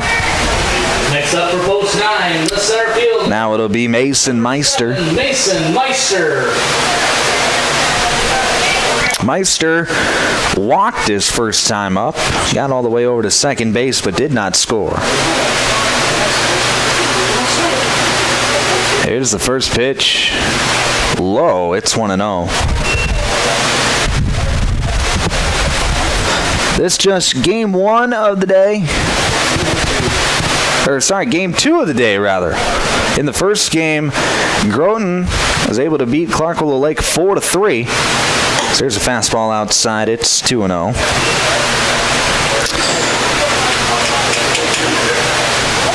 And we've got 2 more games later on tonight. At 4 o'clock, it'll be Dell Rapids versus Winter Colombe.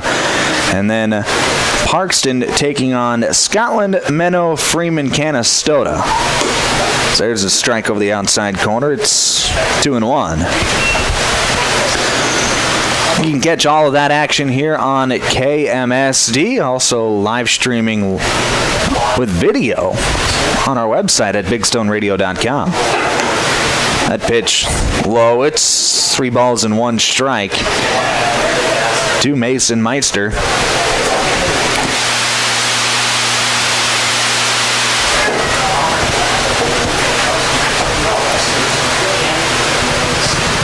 Here's the 3-1. That's going to be low for a ball.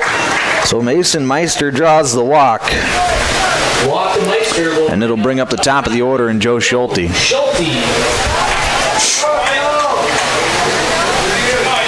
Schulte 0 for 1 with a walk. There's been a lot of walks issued in the game so far from both teams. That pitch low and outside. It'll be 1-0.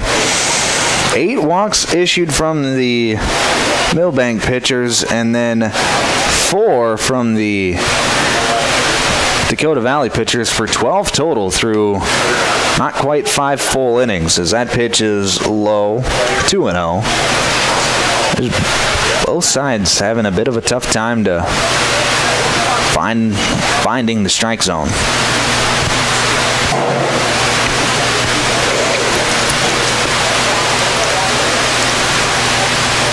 That pitch is outside. It's 3-0. So after walking Meister, Jake Pick is on the verge of walking his second straight hitter. Here's a 3-0 in their first strike. It's 3-1.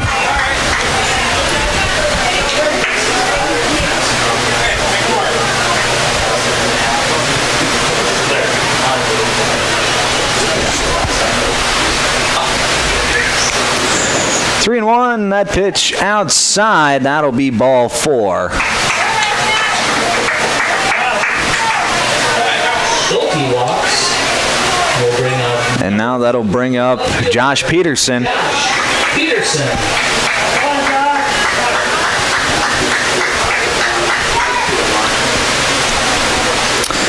Peterson is 1 for 2, singled back in the first, got all the way over to second base, but did not score. He's got an opportunity to Maybe get Milbank on the board here in the 5th as that pitch is low. It's 1-0. Nice block there from Weesey.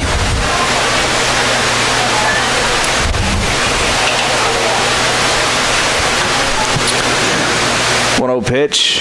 Fastball on the outside corner called a strike. It's 1-1.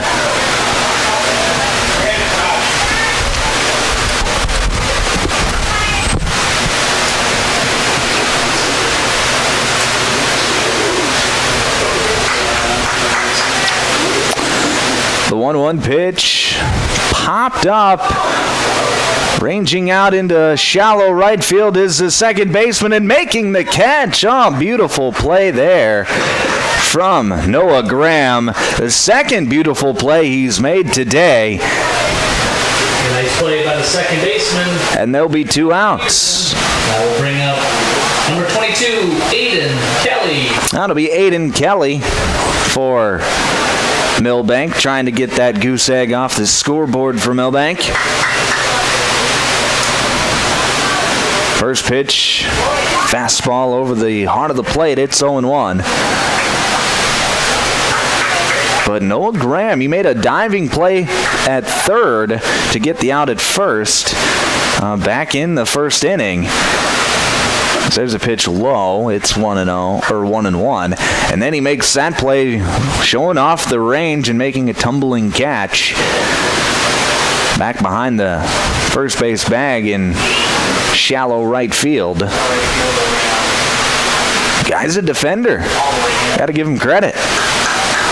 Here's the 1-1 pitch. Fastball outside. It's 2-1.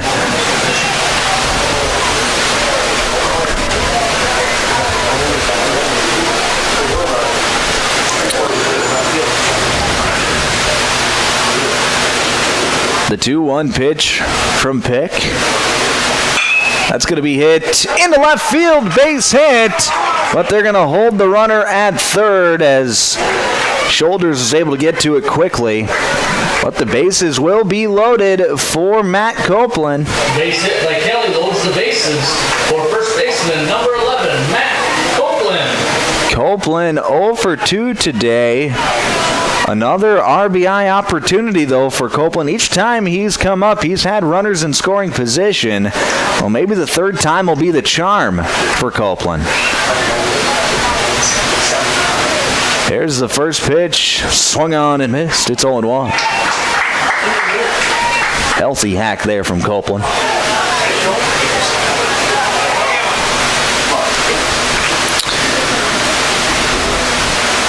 The 0-1. Swung on and missed. It's 0-2.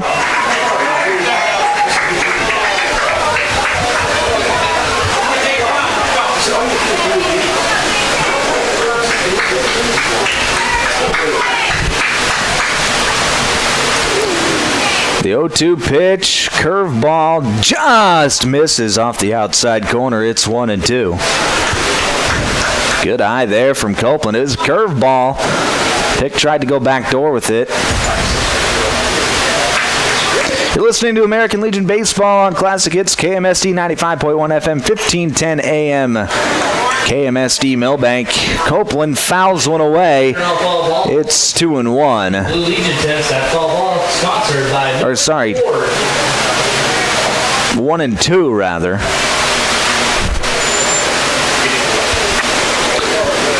There's the 1-2 pitch. That curveball going to stay outside. It'll be 2 balls and 2 strikes now to Copeland.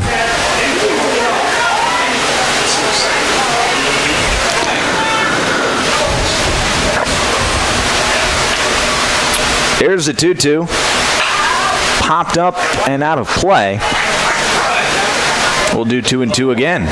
That one's sponsored by the Ron and Kim Krause family.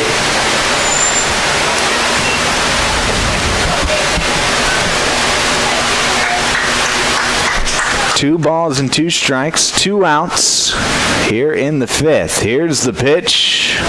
Fouled away again. So Copeland, who he's fouled off, I think 4 2-strike pitches now in this at-bat. He's done a nice job of staying alive and just waiting for the pitch that he really likes. Here's the 2-2. Fastball inside. Copeland gets out of the way. It's 3-2 though.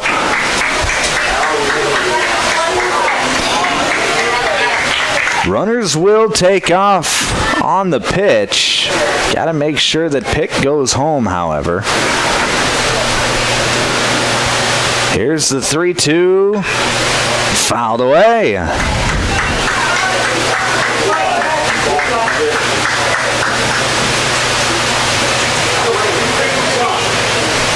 So Copeland just trying to keep it moving, trying to pass on the baton, trailing by 7. He knows that he can't get them all back with one swing. The 3-2 again, that fastball going to be outside, and that's probably going to be the at-bat of the tournament as Copeland draws the walk. And it's going to drive in a run, and Milbank's on the board. It's 7-1 after the walk. Now it'll be Reese Rabe for Milbank. Rabe 0 for 1 with a walk and a strikeout. Bases are still loaded. First pitch swing, pops it up. Graham on the infield grass comes in, makes the catch for out number 3. So Milbank, they're going to get one back. It's 7-1 as we head to the 6th. We'll break back in a minute here on KMSD. Milbank Legion Post 9 welcomes all teams and fans to the state tournament. Milbank is the birthplace of Legion baseball, and they're honored to be able to host the event at the new ballpark. What started 100 years ago has grown to over 50 states and Canada, with over 3,500 teams participating. American Legion Baseball, giving players an opportunity to develop their skills, personal fitness, leadership qualities, and have more fun. Play ball. Lewis Family Drug is your one-stop location. In addition to quality prescription and non-prescription drugs with free delivery, Lewis has a huge selection of everyday basics and name brands and specialty items, always at affordable prices. They carry seasonal items, fabrics, crafts, and groceries. Shopping at your local Lewis Drug is more simple and more rewarding than ever. Download the Lewis mobile app to add on-the-go convenience to your errands. Lewis Family Drug. Everyday savings close to home.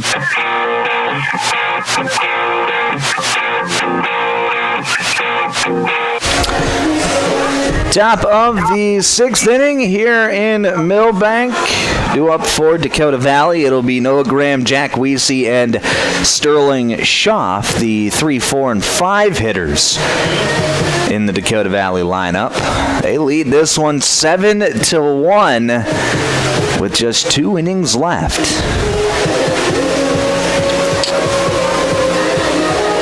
Reese Rabe still out there for Milbank. Rabe in his 2nd inning of work. Threw 21 pitches in that 1st inning that he pitched. Gave up 3 runs, but none of which were earned. 2 hits, 1 walk, 1 strikeout. Looked to put up a 0 here for his post 9 squad here in the 6th. But he'll have to face Noah Graham to lead things off. For Dakota Valley, number 16, Noah Graham. Graham today 0 for 2 with a walk. See what he can do here to lead off the inning. Rabe, everything out of the stretch for Rabe. First pitch is a fastball outside. It's 1-0.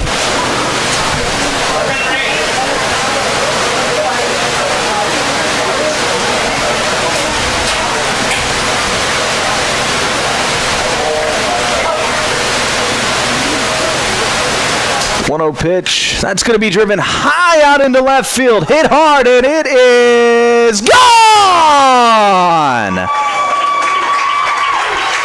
Noah Graham with a leadoff home run. And it's 8-1 Dakota Valley.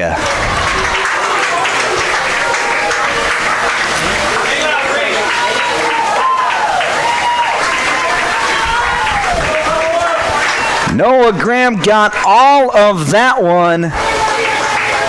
Hit it out over the left field wall. Number 84, Jack Lisi. Probably hit it about 350, 360 in that area, but the first home run of the day today, and that'll bring up Jack Weesey with the score now at 8-1.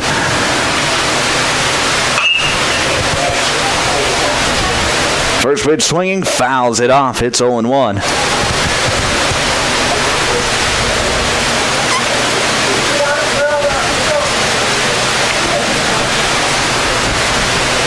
Graham, not a big guy by any means, but he got all of his power into that pitch and barreled it up and sent it over the fence. Here's pop up to third base. That's going to be caught by Aiden Kelly for out number 1. Now that'll bring up Sterling Schaff. Sterling Schaff. Schaff, he's 0 for 3 today.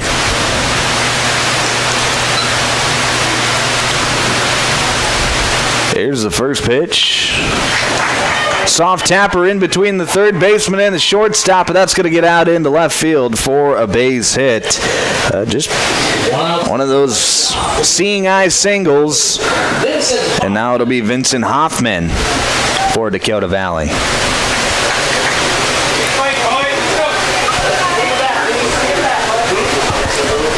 Hoffman today, he's 0 for 3 with 2 strikeouts, so trying to avoid the hat trick. First pitch swing, pops it up, and that's going to get out of play. It's 0-1. Dakota Valley, they just have 6 hits on the day today. Post 9 has really kind of done it to themselves as they have 3 errors today. That has led to many runs. So here's a drive up into center field. Back behind second base, Joe Schulte, he makes the play over his left shoulder for out number 2. Nice play there from Schulte. There's 2 away for Tate Cornelson.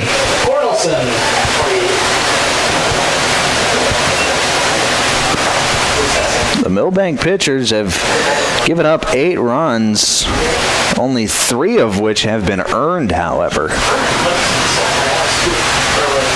Well, it's been defensive mistakes for Milbank that has really done them in. First pitch swinging, Cornelson fouls it straight back. It's 0-1.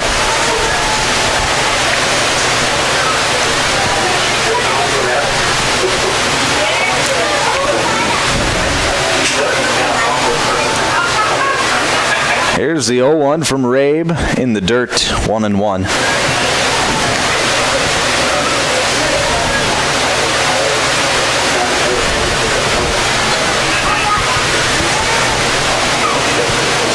Cornelson singled back in the 5th, came around to score. Here's a pitch in the dirt. Heinge able to knock it down, but not enough to where it keeps Schaff at bay. Schaff gets over to second on the wild pitch. It'll be 1-2. Or sorry, 2-1.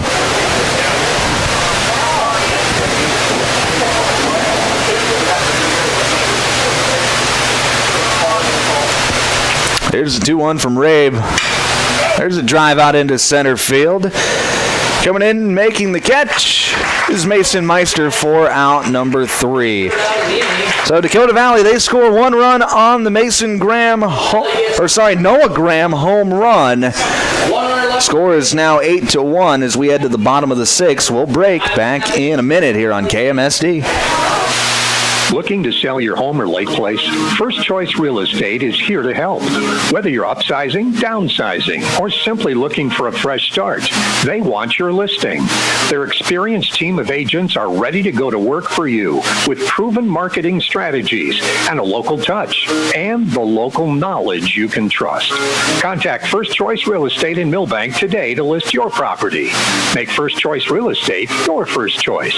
Online at milbanksbest.com. RoySportsShop.com. Roy Sports Shop in Watertown welcomes all teams and fans to town for the Legion Tournament. Roy's has been the sporting goods leader in this area for over 55 years. Uniforms, sports equipment for baseball, softball, hockey, and more. Plus, clothing and footwear, too. Get in the game. Get into Roy Sports Shop on Highway 212 in Watertown, across from Watertown Ford. Shop weekdays 9 to 6, 10 to 3 on Saturday.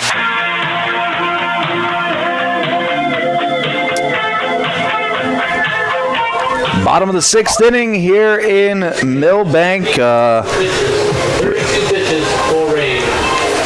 We will have a pinch hitter to start the inning for Milbank. It'll be number 26, Daniel Shellstead, to hit instead of Mason Allen to start the inning. Milbank, they got 6 outs to score 7 runs. As Dakota Valley leads this one 8-1. Here late in the ball game.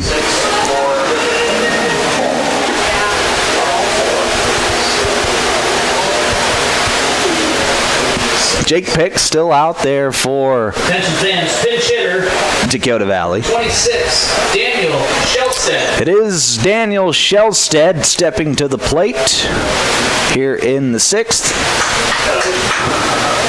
We'll see what Daniel can do, getting his first at-bat of the day. First pitch, fastball in there for a called strike at the knees. It's 0-1.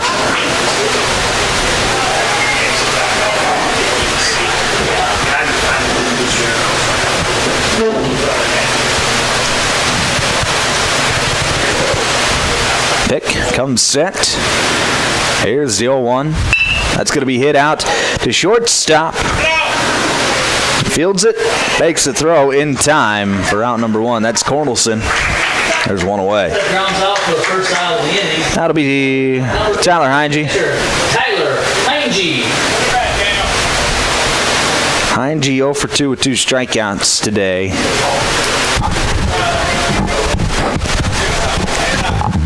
Looking to get the monkey off of his back here in the 6th. Here's the first pitch. Swung on and missed. It's 0-1.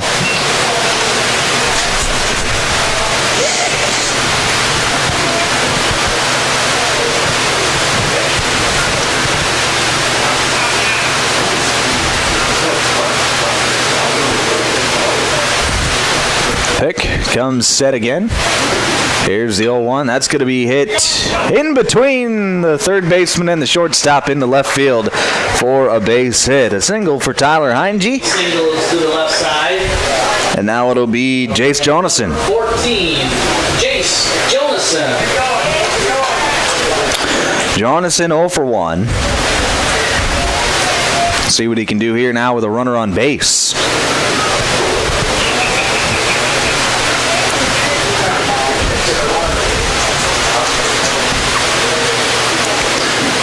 Heinge, decent speed at first. Gets his lead.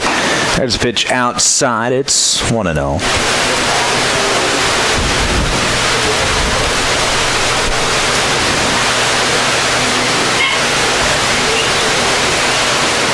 Here's the 1-0 pitch from Pick. That's going to be tapped softly, and that's going to take a wicked hop foul down the first base line. It'll be 1-1. He just one of those balls that's hit directly into the dirt and had crazy side spin on it and hit the dirt the second time and bounced into foul territory. And Jonason sees a 1-1 count now.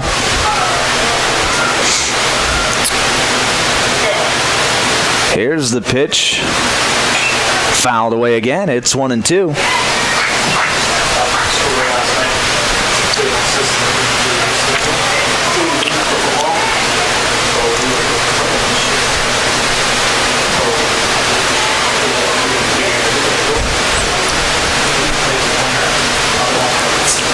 The 1-2 pitch, curveball. That's going to be outside. 2 balls and 2 strikes now.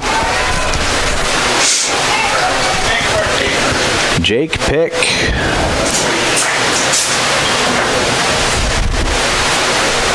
He is up to 71 pitches on the day.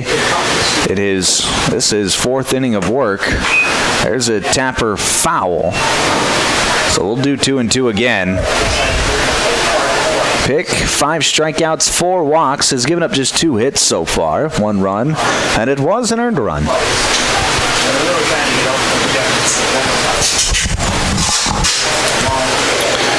Two.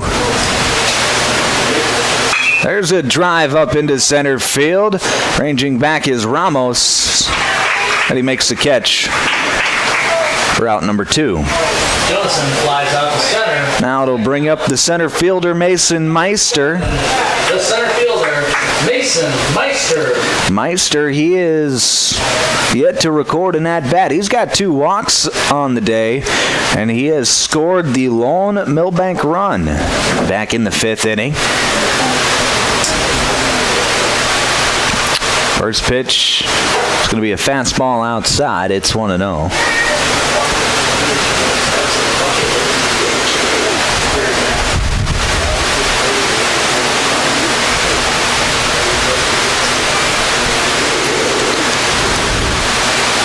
Fastball up and away, 2-0. 2 balls, no strikes to Mason Meister.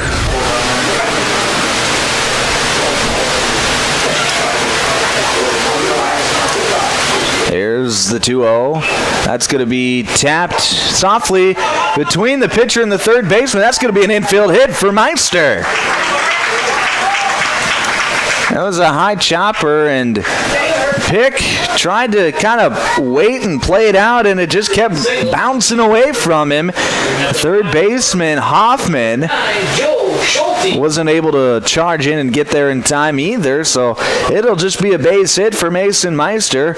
There's runners on first and second with 2 outs for Joe Schulte. First pitch to Schulte. He's going to swing and foul it away over the third base dugout. It'll be 0-1. Please return to the blue tents by the entrance.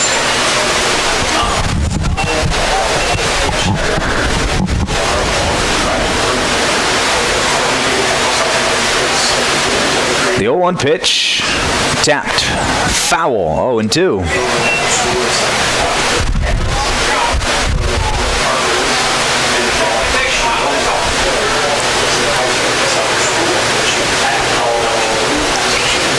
So Schulte down to 0-2 with 2 outs here in the bottom of the 6th. Pick up to 79 pitches on the afternoon. There's a swing and a drive up into center field, but Ramos, he's got a beat on it, makes the catch for out number 3.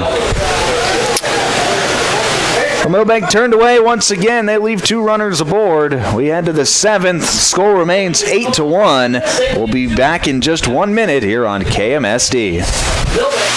Calling all anglers and adventurers. Discover the ultimate convenience store at Jurgen Sea Store in Wilmont. New to our lineup, live bait. That's right, we've got fresh minnows and wriggling worms to help you hook the big one. But wait, there's more. Our deli serves up savory burgers, mouth-watering Piccadilly pizza, snacks, cold beverages, and a whole lot of yum. And don't forget to top off your tank while you're here. Fill up your car, pickup, and boat with top-notch gas so you can hit the road or the water without missing a beat. For all your fishing and fueling needs, there's only one name to remember, Jurgen Sea Store in Wilmont. Another great Stills and Oil Company Sea Store. Let the adventure begin. Hi, Darren Mertens here from Milbank Ford. We have a great new inventory on hand here, so come in, check them out, take a test drive, and have Chuck work out a great deal for you for some new transportation. We also have a lot of very nice pre-owned units. If you are in the need of service, call in and talk to Gene, Ryan, and they will take care of all your maintenance and repair needs. 605-432-4525 or milbankford.net. Milbank Ford, West Highway 12 in Milbank.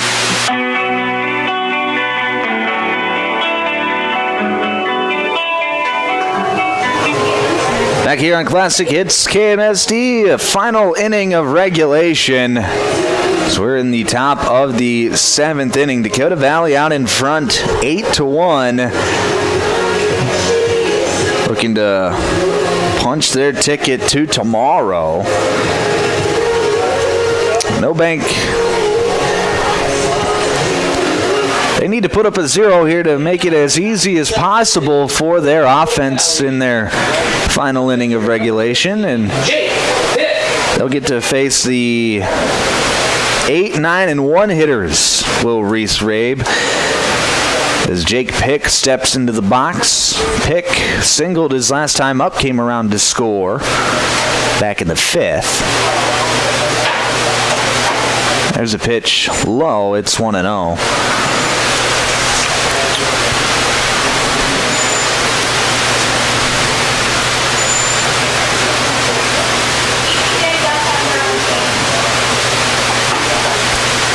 There's a fastball on the outside corner called a strike. It's going to be 1-1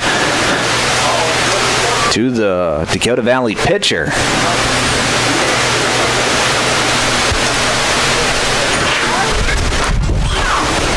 The 1-1.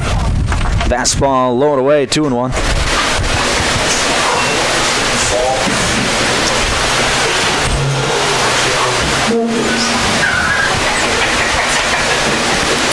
Rabe gets the pitch he wants, comes set.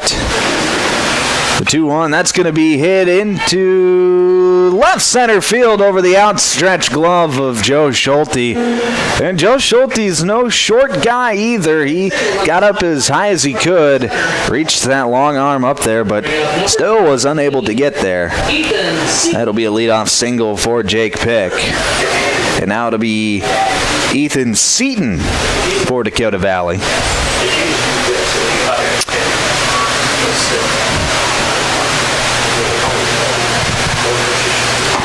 Swing and a miss, 0-1. Seaton 0 for 2, reached on an error and came around to score last time up.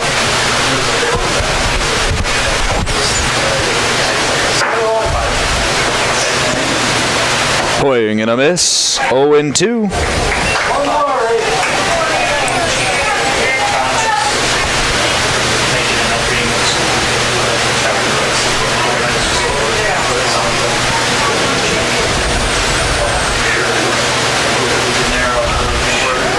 Runner takes off. There's a swing and a miss strikeout. Here's the throw down to second. Not in time. So Pick steals the bag at second, but Seaton is out on strikes. So there's one away for Jackson Shoulders. Top of the order. Shoulders getting his 5th at bat of the day today. He's drawn 3 walks in his 4 appearances thus far. There's a pitch low. It's 1-0. He just hasn't had a whole lot to hit today.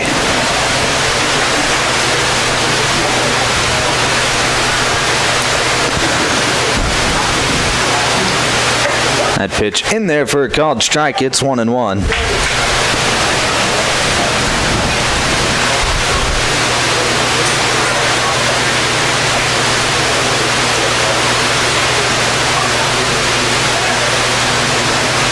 That pitch runs inside. It'll be 2-1.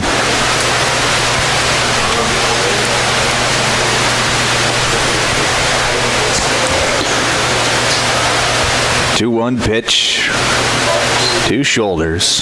That's going to be hit into right center field for a base hit. They're going to wave the runner around third. Here's the throw. It's going to come to second, and they get Shoulders out at second base. Great job from the first baseman, Matt Copeland, to be the cutoff man. Got to the middle of the infield, made the executive decision to get Shoulders out at second. Jake Pick does come around to score, so it is 9-1. But Shoulders is out on the 9-3-6 putout. And there's 2 down, and nobody aboard for Grady Ramos.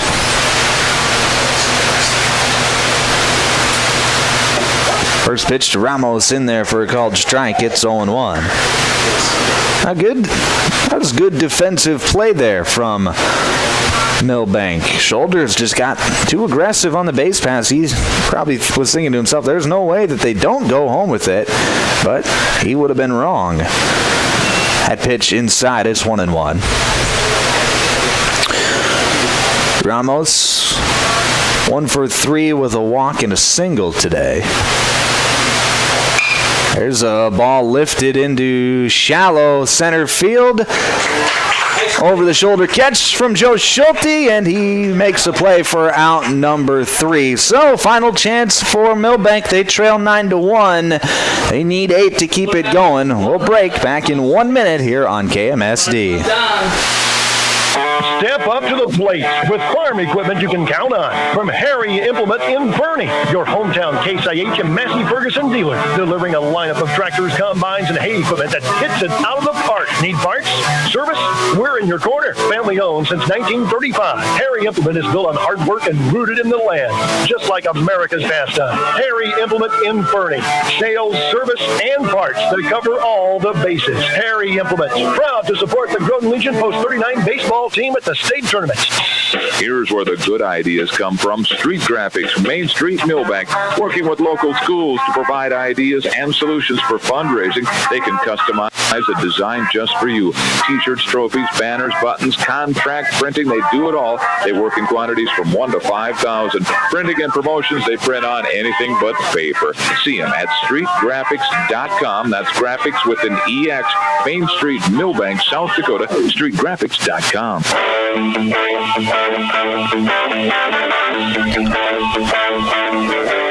Bottom of the 7th inning, final chance for Milbank as they trail Dakota Valley by a score of 8-1. Jake Pick still out there for Dakota Valley into his 5th inning of work.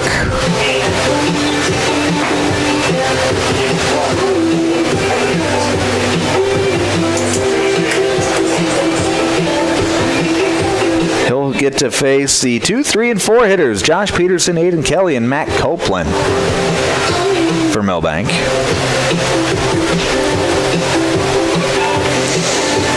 Pick, he's got 5 strikeouts, 4 walks. He's given up just 3 hits in his 4 innings of work so far. Up to 80 pitches on the day. Leading off the bottom of the 7th inning for Post 9. And we're ready to go here in the 9th. It'll be Josh Peterson for Milbank to lead things off to see if, well, Milbank down by 7. They just got to get, or down by 8 rather. They just got to get a rally going. And it starts with base runners. First pitch is going to be low for a ball, 1-0. And Jake Pick has not been the most accurate pitcher there ever was today. There's a pitch low and away, 2-0. Has issued 4 walks. Just over half of his pitches have been called for strikes. Coming into the inning, 46 of the 80 pitches he had thrown had been strikes. There's a ball fouled straight back. It's 2-1. And he's only got 25 pitches to work with coming into the inning, now down to 22. They're only allowed 105 in a day. Swing and a miss, 2-2.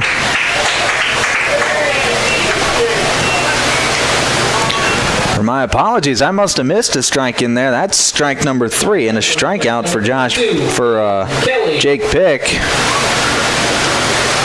There's 1 away. Now it'll be Aiden Kelly.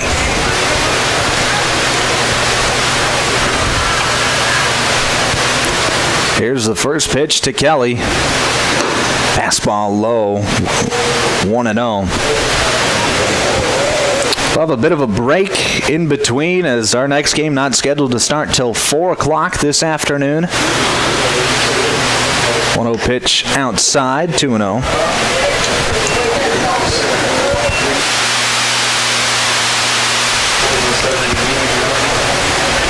And that game will feature Del Rapids and Winter Cologne. That pitch in there for a called strike. It's 2-1. Two teams that pitched a shutout yesterday. Del Rapids got the 1-0 victory over Clark Willow Lake.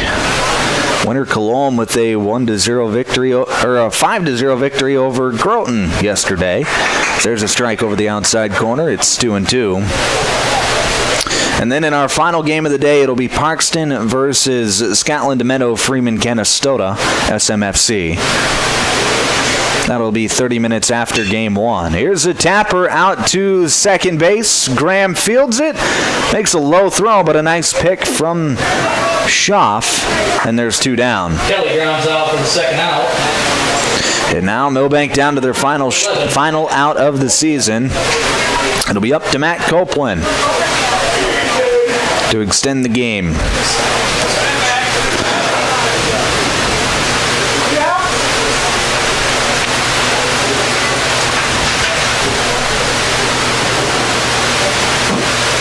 First pitch to Copeland. Fastball high. It's 1-0.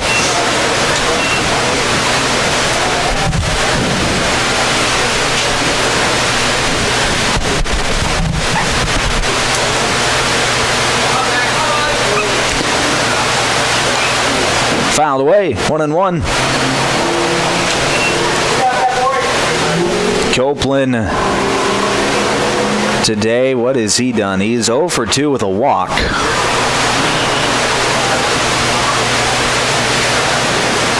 Here's the 1-1 pitch, softly tapped to Schaff at first base. He fields it, sprints to the bag, and that's the ball game. Dakota Valley takes this one by a score of 9-1. Dakota Valley will go on to play the loser of Del Rapids and Winter Cologne tomorrow afternoon at noon. Milbank, they see their season come to an end today. 9-1, your final score. I want to thank our sponsors. I want to thank Chad back in the studio. We'll take a break, send it back to the studio, and we'll be back about 10 minutes before 4 o'clock for game number 3 for the first game of our second session between Del Rapids and Winter Cologne. But for now, I'm Micah Warrington. For everyone at KMSD, have a great rest of your day.